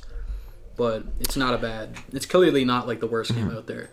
Yeah. And then I like bad Zelda games, so like a pretty excellent game for the most part. It seems exactly. It'd be like if there was like a bad Mario or like a bad, I don't know, like, and mostly just anything from Nintendo. It's like all the worst of like, I don't know, a Mario is still like pretty alright, I'd say. But yeah, as well. So in terms of like other games from the Direct, I'd want to predict No More Heroes 3. Those games, it's weird. Like the first two scored pretty good. They're in like the low 80s. They're pretty well regarded. I'm feeling like 3 might be one of those ones though. It's like maybe it's like diminishing returns. People might come back to it and they might be like, or they'll come into it and they'll be like, I don't know if I like this gameplay like as much anymore, or like, will it kind of suffer from being on the Switch? I keep thinking that that's going to happen. That like it might run bad or it might look bad or just I don't know. I'm a bit worried about it. So I'm gonna say. Honestly, I'm probably gonna say like a 76. I think it'll still score pretty good, but I don't think it's gonna do. I don't know if it's gonna do as well as the previous games. 77. Yeah. Okay. I have no real opinion. I mean, that's fair enough. It's just hard to, if you know nothing about the series, it's really just hard to say much about it. I have no idea. Exactly. Is there anything else? What's next? Yeah, is there anything else to kind of talk about from it? Any other like bigger games? I'm just trying to remember what else was announced. Splatoon 3. The Batgirl game. Yeah, the Batgirl game. Yeah. 44. Like I think 44. I'll be. I don't know, like a 50. I'm like it just looks mediocre, like not awful, but just mediocre. Like a 50. And then oh my god, what's that game called again? The World's End Club. No. It was like the card like parkour one. Neon something. Oh, Neon White. That's it. Yeah. I'm gonna say like a 78 for that. That looks pretty good. Not amazing, but pretty good. I'm looking forward to it. 75. Yeah. All right. Yeah. That there's nothing really else. Yeah, I don't think there's anything else I really want to talk about from that, but just want to get those out of the way. Yes, good point. Moving on to the games to be announced for their release dates. 12 minutes. That'll indie game. With James McAvoy and Daisy Ridley, I believe, plays the female lead. Oh, really? Or female... Yeah, I think it's James McAvoy and Daisy Ridley. Wasn't aware of that. Interesting. It seems like a really... It's like Deathloop in that like you're stuck in like a time loop of 12 like minutes. 12 minutes. Yeah, it seems really, really interesting. Like Outer Wilds. Yeah. Was that 22 minutes? Yeah, 22 minutes before the solar system, like fucking. Yeah. Oh yeah, that also got announced for Switch. Forgot about that. 12 minutes. 85. 85. Yeah, it seems like it could be. It solely hinges on its story. Exactly. Yeah. Well, it's. And I think the premise is pretty good. The premise is good, and like you do have pretty big name actors, so it's like it's probably going to be pretty decently acted and like told and written it. And yeah, I think it's probably gonna be a pretty good narrative driven game, like an 84. Okay. Yeah. Origami 2. Not much to say. I played the first one for a little Give us bit, a and it was prediction. I played the first one a little bit. It was okay. I didn't really have much to say about it. I've seen nothing about 2. I have no idea what it looks like. I don't know what the gameplay is like. I'll throw it out there. 73. 77. Okay. Yeah. Did you play it first? A little bit, yeah. Yeah. What do you think of it? From what you Fun Okay. stealth game. I think it's Good art co-op, style. right? I didn't try it co-op, but It's what, sorry? it's co-op, right? Origami. I think so. Because I play single player. yeah, because like that is pretty unique for like a stealth game. There's not too many that have that. Yeah. It's interesting, but Like Bomb Rush, Cyberpunk, we can't say much again. Like, yeah, exactly. it's like a trailer. I'm just going to throw it out there. All I can, it's cool. It's cool. Hideki 76. working on the soundtrack. I wish he would Yeah. stop posting on Twitter, but Yeah. the You can't get everything. exactly. But yeah, Bomb Rush looks cool. I'm looking forward to that. I love Jet Set Radio, so I'm gonna say I'll say like an 84, 85. I think it looks really cool. I want to play that definitely. But again, it's just hard to judge. There's not a lot out there. But I've been watching like little development stuff from it every once in a while on like Twitter. Looks cool. Cool. Hope it's good. Bus Simulator 2 99. I'm sure of it, man. I'm sure it's going to be a masterpiece. 99. Bus Simulator 2. I mean, where would we be in 2021 without the news of Bus Simulator 2 releasing this year? Better not get delayed, or else I'll like probably just, probably leave. I'll probably just walk off the face of the earth. I need this. Break game to your come out. PS5 against your fucking knee. Do that. Okay. We'll have to. I will. If hold you to that, Bus man. Simulator 2 does not come out this year, then sure. I will. Nice. Yeah, no problem. So what do we got next? Crossfire X. That Xbox first person shooter. always got to do it in the Phil Spencer voice. You always gotta do it full Spencer voice. Crossfire X, guys. For Xbox. Crossfire X from Remedy Entertainment. Gaming. Crossfire X for Xbox. Gamers. Exclusive. World premiere. Yeah. Yeah, Crossfire X. I mean, what? We won't even release. I don't know. They show like some cutscenes and stuff. I don't know, man. I don't remember. I like Remedy, but I don't know if I can say much about that game. 66. I don't know. Yeah, I don't know. Isn't like a Chinese game? I think Crossfire. It's like some kind of like it's some FPS that's like big over there, and then Xbox was like, oh, I'd like a piece of that play. So, yeah, I don't know, like it's like 70. I have no idea. It could be like a bleeding edge where it's like, yeah, it's fine, not great, but whatever. It'll die after like a week or something. Demon Slayer. I'm not even going to try and pronounce the the title. Japanese title, yeah. By CyberConnect. Looks fun. Art style wise, it is so good. It's so good. Like I love Demon Slayer's art style. It's so good. CyberConnect are very, very good at just capturing the style of like the shows or manga that they're tasked with adapting. So good. Like the Storm games look incredible. The JoJo games they did, like All Star Battle, looked fucking insanely good. That was like a PS3 game, but it looked.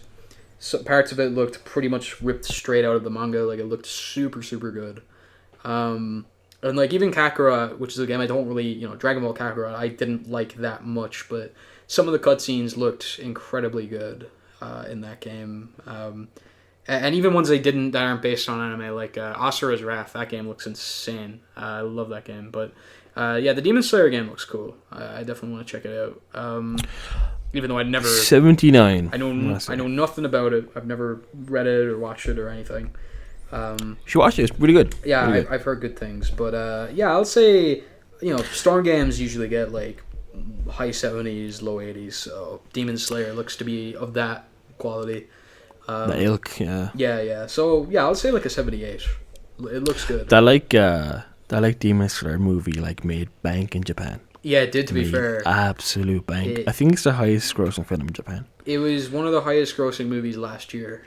Oh my god! Which I know isn't like a big thing, but I think it did better than like any Hollywood movie. You know, like I think it crossed $1 billion. That's insane, Jesus. Which is like €10. Damn. But yeah, like but it did like I think it did better than any like Hollywood movie last year. I mean, what were the highest grossing Hollywood movies? Like fucking Bad Boys, Sonic, yeah. So stuff that came out like really, really early in the year. All right, and next game is Evil West, little indie game. This one actually is, sorry. This one is actually a little indie game. Literally is an actual indie game by the co-founder, or I think just founder in general, of Arcane. Oh, interesting. Okay. Raphael, can't pronounce his last name, not going to try, but he left Arcane there a few years ago to pursue smaller games. So this is his debut title with his new studio. It's called Evil West. So it's like a top-down action RPG. Okay. In the vein of like a kind of like Diablo almost. Oh, okay. And it's set in like kind of a crazy Western setting, so I am pretty wacky. There's not a lot about like information about the game out, like, so kind of wait for more. But like knowing how like kind of creative Raphael can be with these games like Dishonored and stuff like that, so it's I think it'd be a good game. Yeah, I know nothing at all about it. I've never even 45. Seen it. I have no idea, but Arcane made good. He did some good stuff in Arcane. So let's say an 83. 83. I'm gonna go 81. Okay. Yeah, I'm just. That's pretty good for like a debut title. Like. Yeah, exactly. I'm just throwing something out there. No idea. Far Cry 6, 75. Far Cry 6, who cares? Far Cry's gone pretty stale. Yeah, so it's Far just Cry 6. scrolling. 75. Wow. John Carlito is yes, they got Gus in this one. Fucking so cool. Wow. They got Moff Tarkin in this one. But it's like, will the game be good though? Like you can throw your money at like whatever celebrity, but is the gameplay fun? Who knows? Is it different? Not that it's fun. Is it different? I don't think so. Like Far Cry 5 was like, oh my god, this is going to be like the best Far Cry yet. Like, and it was like not. He was like kind of boring and repetitive, and like most Far Cries, like Far Cry I think needs 3-4 years off and reinvent itself. Like, I think so too. It just seems. I think it needs a long time. Like I know people are tired of like Assassin's Creed as well. But it is trying to reinvent itself. Assassin's Creed is doing a bit more, I think, than Far Cry is. Yeah. And I'm not even like that big on Assassin's Creed, but it's at least you can tell like there's different eras of Assassin's Creed games very clearly, I think. Yeah. And the games are definitely trying to reinvent themselves, and especially in that they're getting ridiculously fucking long. See, they have like different teams working on these Assassin's Creed, like so, like the team that made like Black Flag made Origins and made Valhalla, and the team that made like Unity, I think made Syndicate as well. I'm not sure, probably wrong. Or I think they made Unity, I think maybe Syndicate, and they made Odyssey. Yeah. I think, but I think Far Cry has like the same kind of team working on, like the same like director. So obviously it's kind of less like it's gonna be like less inventive, and it doesn't like reinvent itself or like add new mechanics, or I mean it probably does add new mechanics, but it doesn't add anything like that meaningful. It's like you play I don't. To me, Far Cry at this point is kind of almost like Warriors in that if you played one, you kind of played all of them, really. Maybe. And just play Far Cry 3. Like, you're fine. Just play that game and like you see in Far Cry pretty much. Like, the most compelling or like most interesting Far Cry games were probably like, probably Far Cry 3 and like, I never played it, but I know people like 2 because it's like that one is very like immersive apparently. So it's which obviously it's its own different thing, a different style. But ever since 3, it feels like every game since wants to recapture the magic of it, and they just haven't managed it. I know people like 4 and like Pagan Min, but it's not like he's like massively in the game all the time, Yeah. It's like they're like chasing that kind of Voss high of like we need another Exactly. Voss, like. Yeah, and they then just don't kill off Voss. Like, what? Or if they were going to, like, it's just, I don't know, like, maybe see if you could have gotten another game out of him. But even then, it's like, I do think Voss is like that kind of thing where it's like, no, I think he's a one and done. I think you do him once, that's it. I don't think you do Voss again. They shouldn't, but they keep trying to do this whole, in this game we have this villain, and in this game we have this villain, because there's always the villains that they're really trying to go for. And I understand villains can be very compelling characters and layered and interesting, but it's just like, I don't know, it's like, it just seems that's always the thing with Far Cry, Primal was probably the only one where that wasn't really the focus, but I don't know many people that played Primal.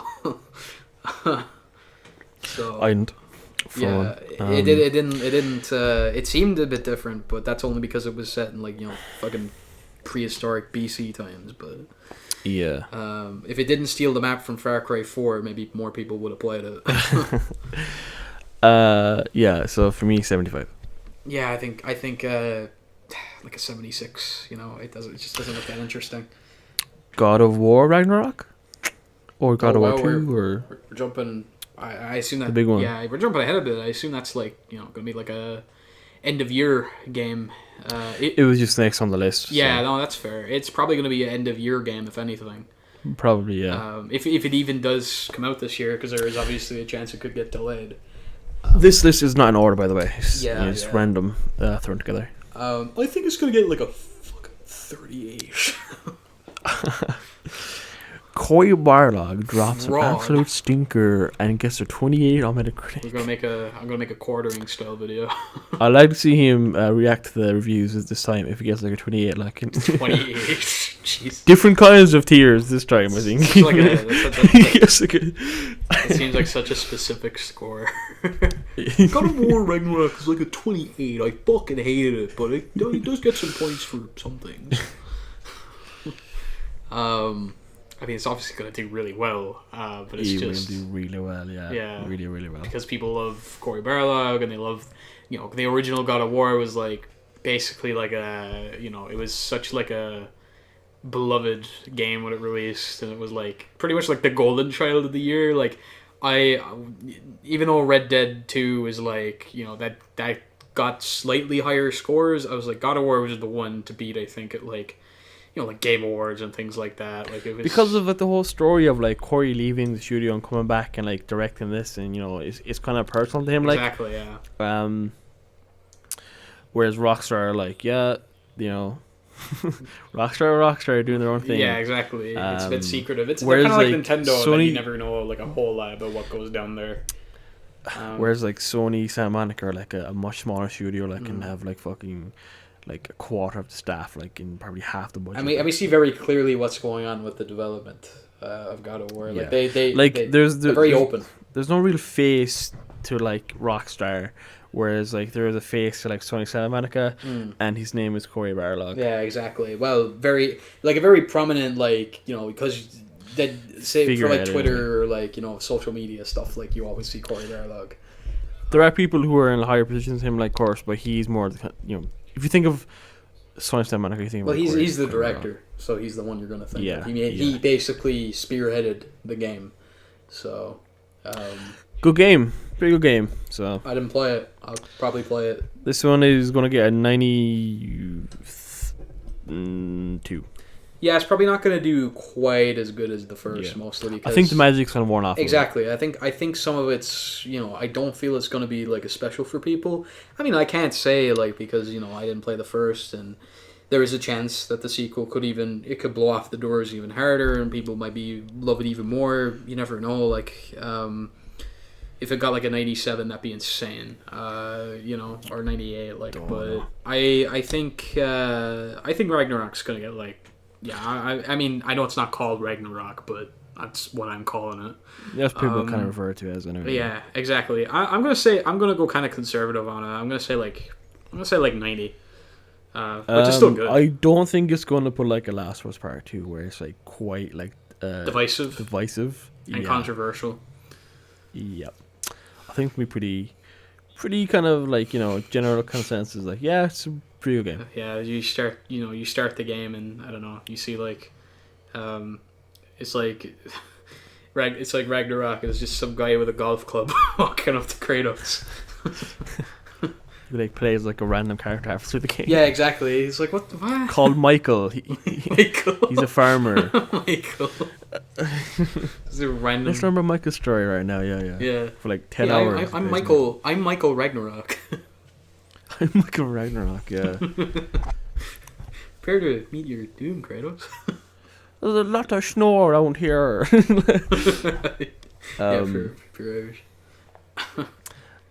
Earth Defense Force 95, guaranteed 95. Fucking 100. What are you talking about? I fucking hate like insects, and I never play this game. So I fucking I hate them. Like, I hate insects so much.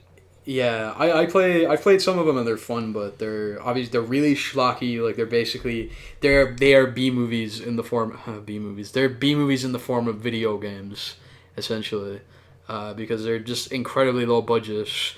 Most of them run like fucking ass, like they look like ass, but they have charm, like, and they're kind of fun. And I don't know, there is some. I think there's enjoyment to be had, but sometimes the whole like insect. Gigantic fucking insect stuff. Like, sure, you get to fucking destroy them all, but it can be a little like unsettling at times, especially when spiders get introduced. But bro, it's probably gonna be a pretty fun game at the same time. So I don't know, like a 70. They never score super well, but they never do bad.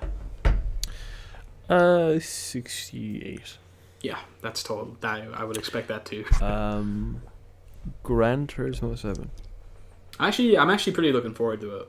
I liked Sport a lot. I thought Sport was a pretty fun game. I probably dumped like 200 hours into it, so it was not nearly as much as some people I know, but it was definitely a game that it was definitely one I was returning to a lot on PS4. Bit of a mainstay for me, and just like the cars feel great to drive. It looked great, performed great. The way they drip fed the content was definitely a very different style to your typical like Gran Turismo game, where you just have career mode and like you unlock like tons of cars and stuff just normally. Whereas Sport was kind of a different style of game, but I think it was still good, and it's pretty good in its own right. I really enjoyed it. But I'm looking forward to just having a more like traditional Gran Turismo with like a career mode and just having like tons and tons of cars to unlock and all that. And I'm definitely looking forward to it. It looks really great, like visually, and like Gran Turismo it's certainly never been bad. Yeah, even like with the worst entries. So, but yeah, I think 7 could be a little bit of I could see this one being a bit of a return to form, considering some of the PS3 ones weren't amazingly received, but I'm gonna say like an 80, 89 with this one. I'm gonna go pretty high. Oh, pretty high, yeah. I feel like they've probably learned a lot from Sport as well. 85. Yeah, that's totally fair. Yeah. Alright, so next game is Graven. It's a kind of a pixely art game. It's like a first person game. It has a really interesting kind of almost like pixely kind of PS1 style art style. Like a Quake or like a Thief. Yeah, exactly. It's definitely in that kind of mold. I think it's made by 3D Realms. It's a 3D realm. It's interesting. I think so. Yeah, that's interesting. I know they still make, they did like Ion Fury, and they worked on Ghost Runner. So it's interesting to still see them around. This is like Dark Fantasy or something like that. Dark Fantasy, it's an immersive sim. Yeah. So it looks cool. Like there was a gameplay kind of short presentation. The world looks pretty dark and oppressive and dreary, really dreary, and like you can kick every fucking crate you see in true like immersive sim style fashion. Not much to say on Graven so far. I'm gonna go on a limb here and be like 83. I suppose because there isn't much to say because there just isn't much out there. Yeah, in general at the moment. It looks cool from the small amount I've seen. I'll say an 80. It looks cool, but I can't say all that much. Okay, next game. Big one. Halo Infinite. I had a feeling that was coming up. Oh boy. 343 Studios. I'm worried. Industries. I am worried. I am very worried. I am very, very worried. Especially because they've not proven themselves, in my opinion. They have not proven to be capable. And this probably sounds very, maybe this sounds a bit mean because, I'm not a fucking game developer. It's like, hand me the keys to Halo. I'm going to make the next Halo. It's going to be sick. But I don't think 343 has done a good job with the franchise. I think no. They've done honestly a poor job. Ever since like Bungie, let go of the franchise, there has not been a single Halo game that I would say is anything better than like good at best. And even then, like Halo 4, I would say it's just good. Like I wouldn't say it's a great game at all. It's pretty good. I like the campaign. Do not like the multiplayer. And then 5 has like okay multiplayer and an awful campaign. So it's like, and obviously Master Chief Collection. It's good now, but it was terrible at launch. And now with Infinite, like it just seems to be a fucking clusterfuck, like of a development. With like the way things have been proceeding. I think this was their shot, and I think they're going to miss. I agree.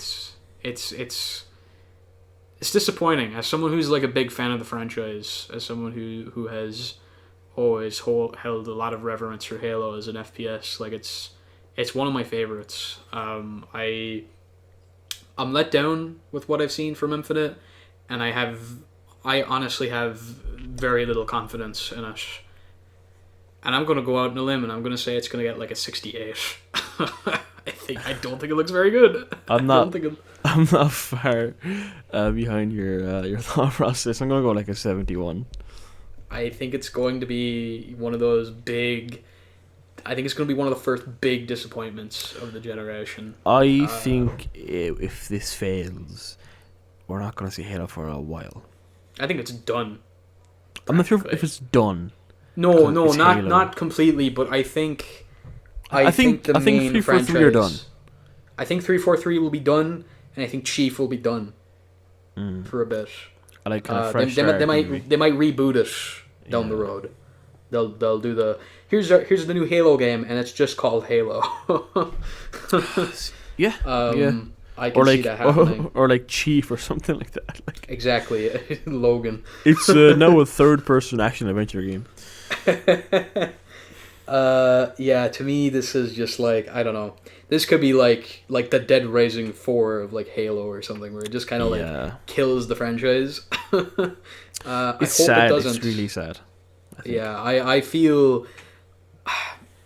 I still flash back to like that July Xbox game showcase, and I cannot tell you how my heart dropped. It honestly fucking dropped. I was like, oh, it looks so bad, and I was so disappointed. It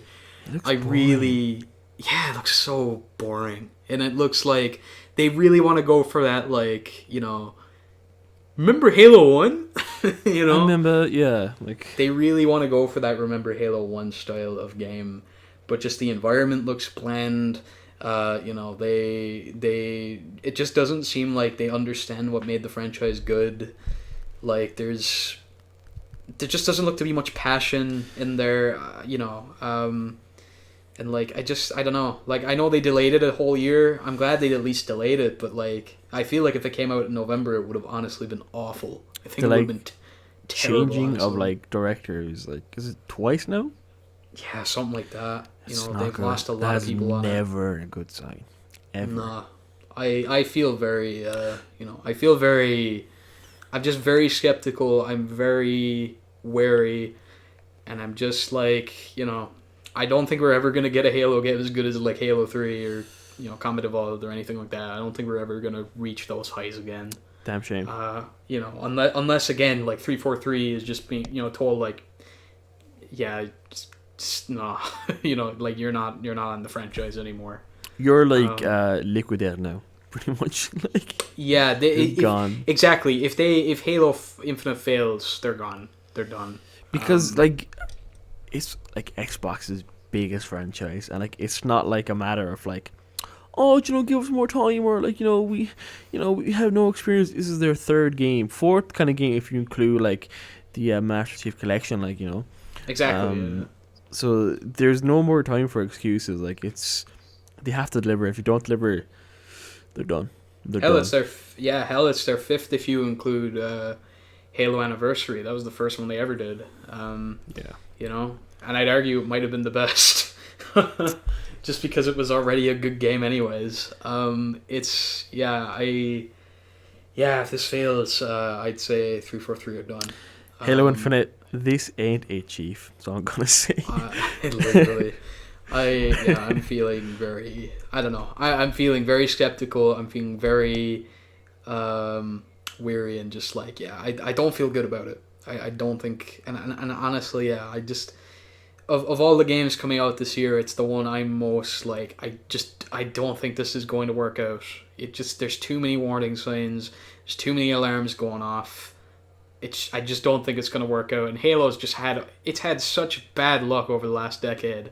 It's completely fallen off as one of like the flagship FPS series. If you late 2000s, like Halo was one of the first ones to think of, I think. And now it's like I think it barely cracks top 10. So damn shame. Jesus. 68. That's my prediction. Horizon 2 or Horizon Forbidden West. That'll be pretty good. That'll probably be pretty good. Maybe. I think it's going to be. The fact it's on PS4 has me a bit skeptical. Yeah, it has me a bit skeptical. But the fact that it's Guerrilla's second time doing an open world game, and I really liked Horizon Zero Dawn. I thought it was a pretty strong first entry. From them, it has issues, of course. Some of the dialogue wasn't great, a bit trite. Some of the side quests weren't the best. Some of the dialogue was pretty bad. Yeah, so some of the dialogue's pretty bad. But, really robotic animations too for like NPCs. Exactly, I got Andromeda vibes. It's like anyone that isn't Aloy fucking sucks. Most characters, that weren't Aloy didn't look great. Any like main kind of characters usually looked fine. Like there was also he was like the guy from John Wick, the hotel manager. He's also in it in Horizon Zero Dawn. Oh yeah. He usually looked okay. I think Silas was the character's name, but he's also in Horizon 2. Spoilers: he doesn't die in the first one. What the fuck? But Horizon 2. I'm feeling pretty good about. First one, I think the first one scored really well. I think it got like an 89 or something, which I feel like that might have been a little high. I think I would put it more in the ballpark of like 84, 85. It's still a really strong first entry, but I think Forbidden West is going to finish probably around 90. I think I'll say 91. I think it's going to be one of those sequels that takes what made the original good and improves on it, and also improves on the stuff that wasn't so good. And I think hopefully traversing the environment's also more fun in this one. it was, it could be fun on the original, but there were weird like limitations with like what you could and couldn't claim, which was a bit strange. But again, Very I suppose strange. that's. But again, and it kind of breaks immersion and stuff at times. But I suppose that's it was just Guerrilla were finding their footing. It was their first time doing a game like that, so I could understand that there were teething issues. But It's just for me, like in a year with like Breath of the Wild, we can claim like pretty much Yeah. anything. It's like wow, it's really lax in that department. Like and again, like they didn't know how kind of versatile Breath of the Wild's climbing system is. Like, yeah, so- because I mean, it even came out before, Yeah. a small bit before Breath of the Wild, like a week or something. So, But, and obviously they weren't keyed into the development of it. Of course, so of course. It's not like they could. But I think they should take lessons from Breath of the Wild and like even from other open world games like maybe like Red Dead or like do like your side quests a lot better. Do like your NPCs a lot better. Then you make the world feel alive. Don't do like a Cyberpunk and make the world kind of the NPCs feel really dumb and stupid. Like Yeah. I get you. And make him feel kind of like hollow. yeah, and just buggy as fuck. But we'll see how Horizon 2 turns out. But I'm pretty Hopefully. excited for it, and I think it's going to score I'm pretty gonna good. give it an 87. 87. Okay. Yeah. Yeah. I think it's. Yeah. Sorry, what?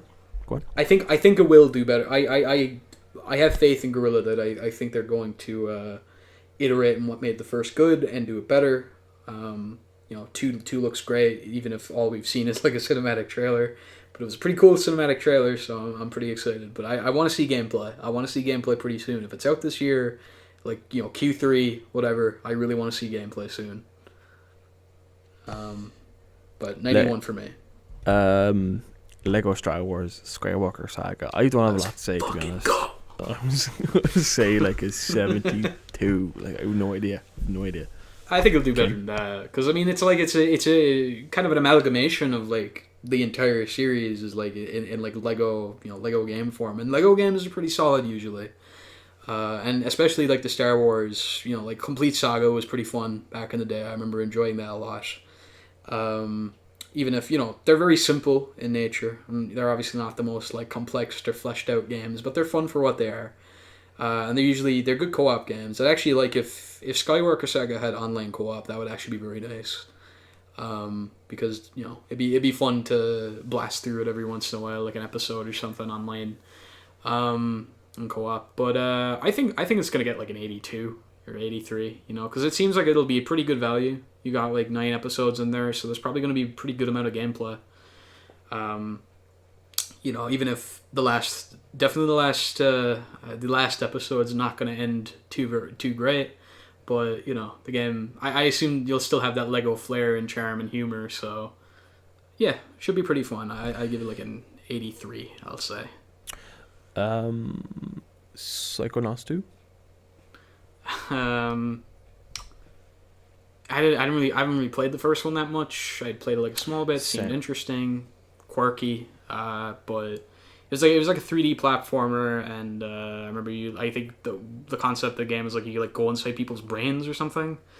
I can't remember. It's been a long time since I played it. I know it was a bit of a cult classic. Like Double Fine's first game, so they had they're definitely a bit of a underdog studio, but two's been around for a while in development. Looks cool. Like there's some cool visuals and stuff I've seen. I saw like that trailer where they had it was like the trailer with like the Jack Black. It was like Jack Black singing. I think it was like a musical kind of trailer, but it looked neat. But I don't know, like 81. I just don't have a lot to say on it really. 83. Like same. I have no real opinion on Psychonauts. Yeah. Yeah, hard to say. Scarlet Nexus. Again, haven't seen a lot of it. Yeah. Kind of guessing. I got kind of Astral Chainy kind of vibes from it. Yeah. Anime game. Yeah, or Code Vein or something. I know Okay. it's not Dark Souls, but you know what I mean. Like in the This is just the style-wise, art style. Yeah, art style. Looked cool. I don't know. 79. I'm gonna go like 77. Yeah, seems like a cool like hack and slashy like anime game, but I don't know. SMT5. Yeah, I mean that's a big one for a lot of people. I've never played an SMT game unless there's a what was it called? Persona, something like that. I played one of Persona, those. yeah, one of those. Yeah. Can't believe, I hear like they made this country because of those games. But I hear don't that know. too. Tokyo or something like that. The capital. Yeah, it's the capital. I don't know. Something like that. I don't know. Japan. I don't know. SMT5 looks. I don't know. It looks like a video game that you can probably play. I don't know. There's very little for me to say about it because I know nothing about the games. Maybe I might try Nocturne or Lucifer's Call, whatever the fuck you want to call it. SMT3 because I think that's getting a HD remaster that drops sometime this year. It's probably Q1, Q2 again. So maybe I'll check that out. But in terms of 5, like, it's just been like a cinematic trailer again, so it's very hard to really say. But I don't know. These games, like, it might be the breakout one. This could be the one that gets the series on the map. Kind of like, I know it seems weird to say since Persona is like so popular, but a lot of people that know about Persona don't know about SMT. So I'll say like an 87. I think it's probably going to score pretty good.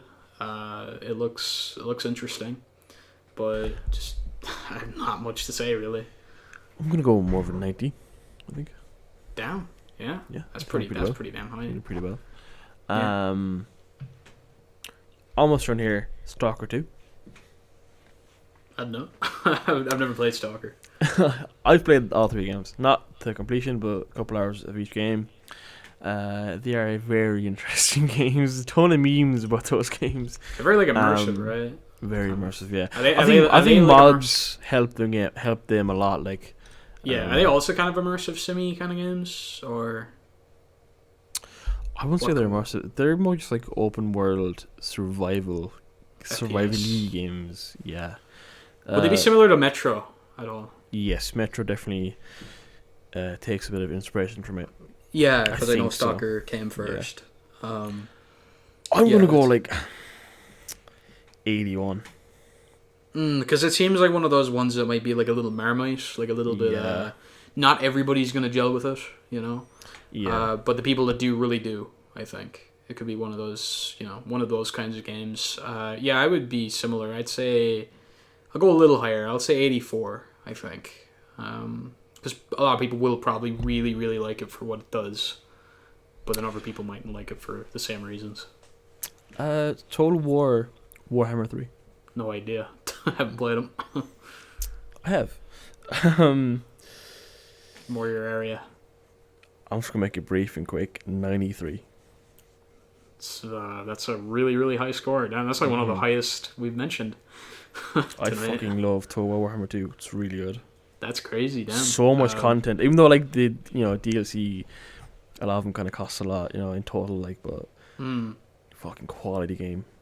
I mean, if it's good, it's good, It's good shit. We'll see how it turns out. What's your score? For Total War, I know the other ones are really well regarded. I'll go more conservative just because I want to be the asshole here. So 80, 87. I mean, still high score. It's really high, yeah. Last game is Vampire Masquerade Bloodlines 2. Yeah, this one's interesting actually. Really interesting. Because it's like, again, it's when everyone's kind of languished a bit in. I don't know if I want to say development hell, but it's definitely been around for a while. It's been around the block. Like, wasn't it supposed to come out like, was it 2019 originally? Yeah. Like it's been delayed quite a bit. The director and like lead writer also left the company. So yeah, I heard about that. Chris Avalon, right?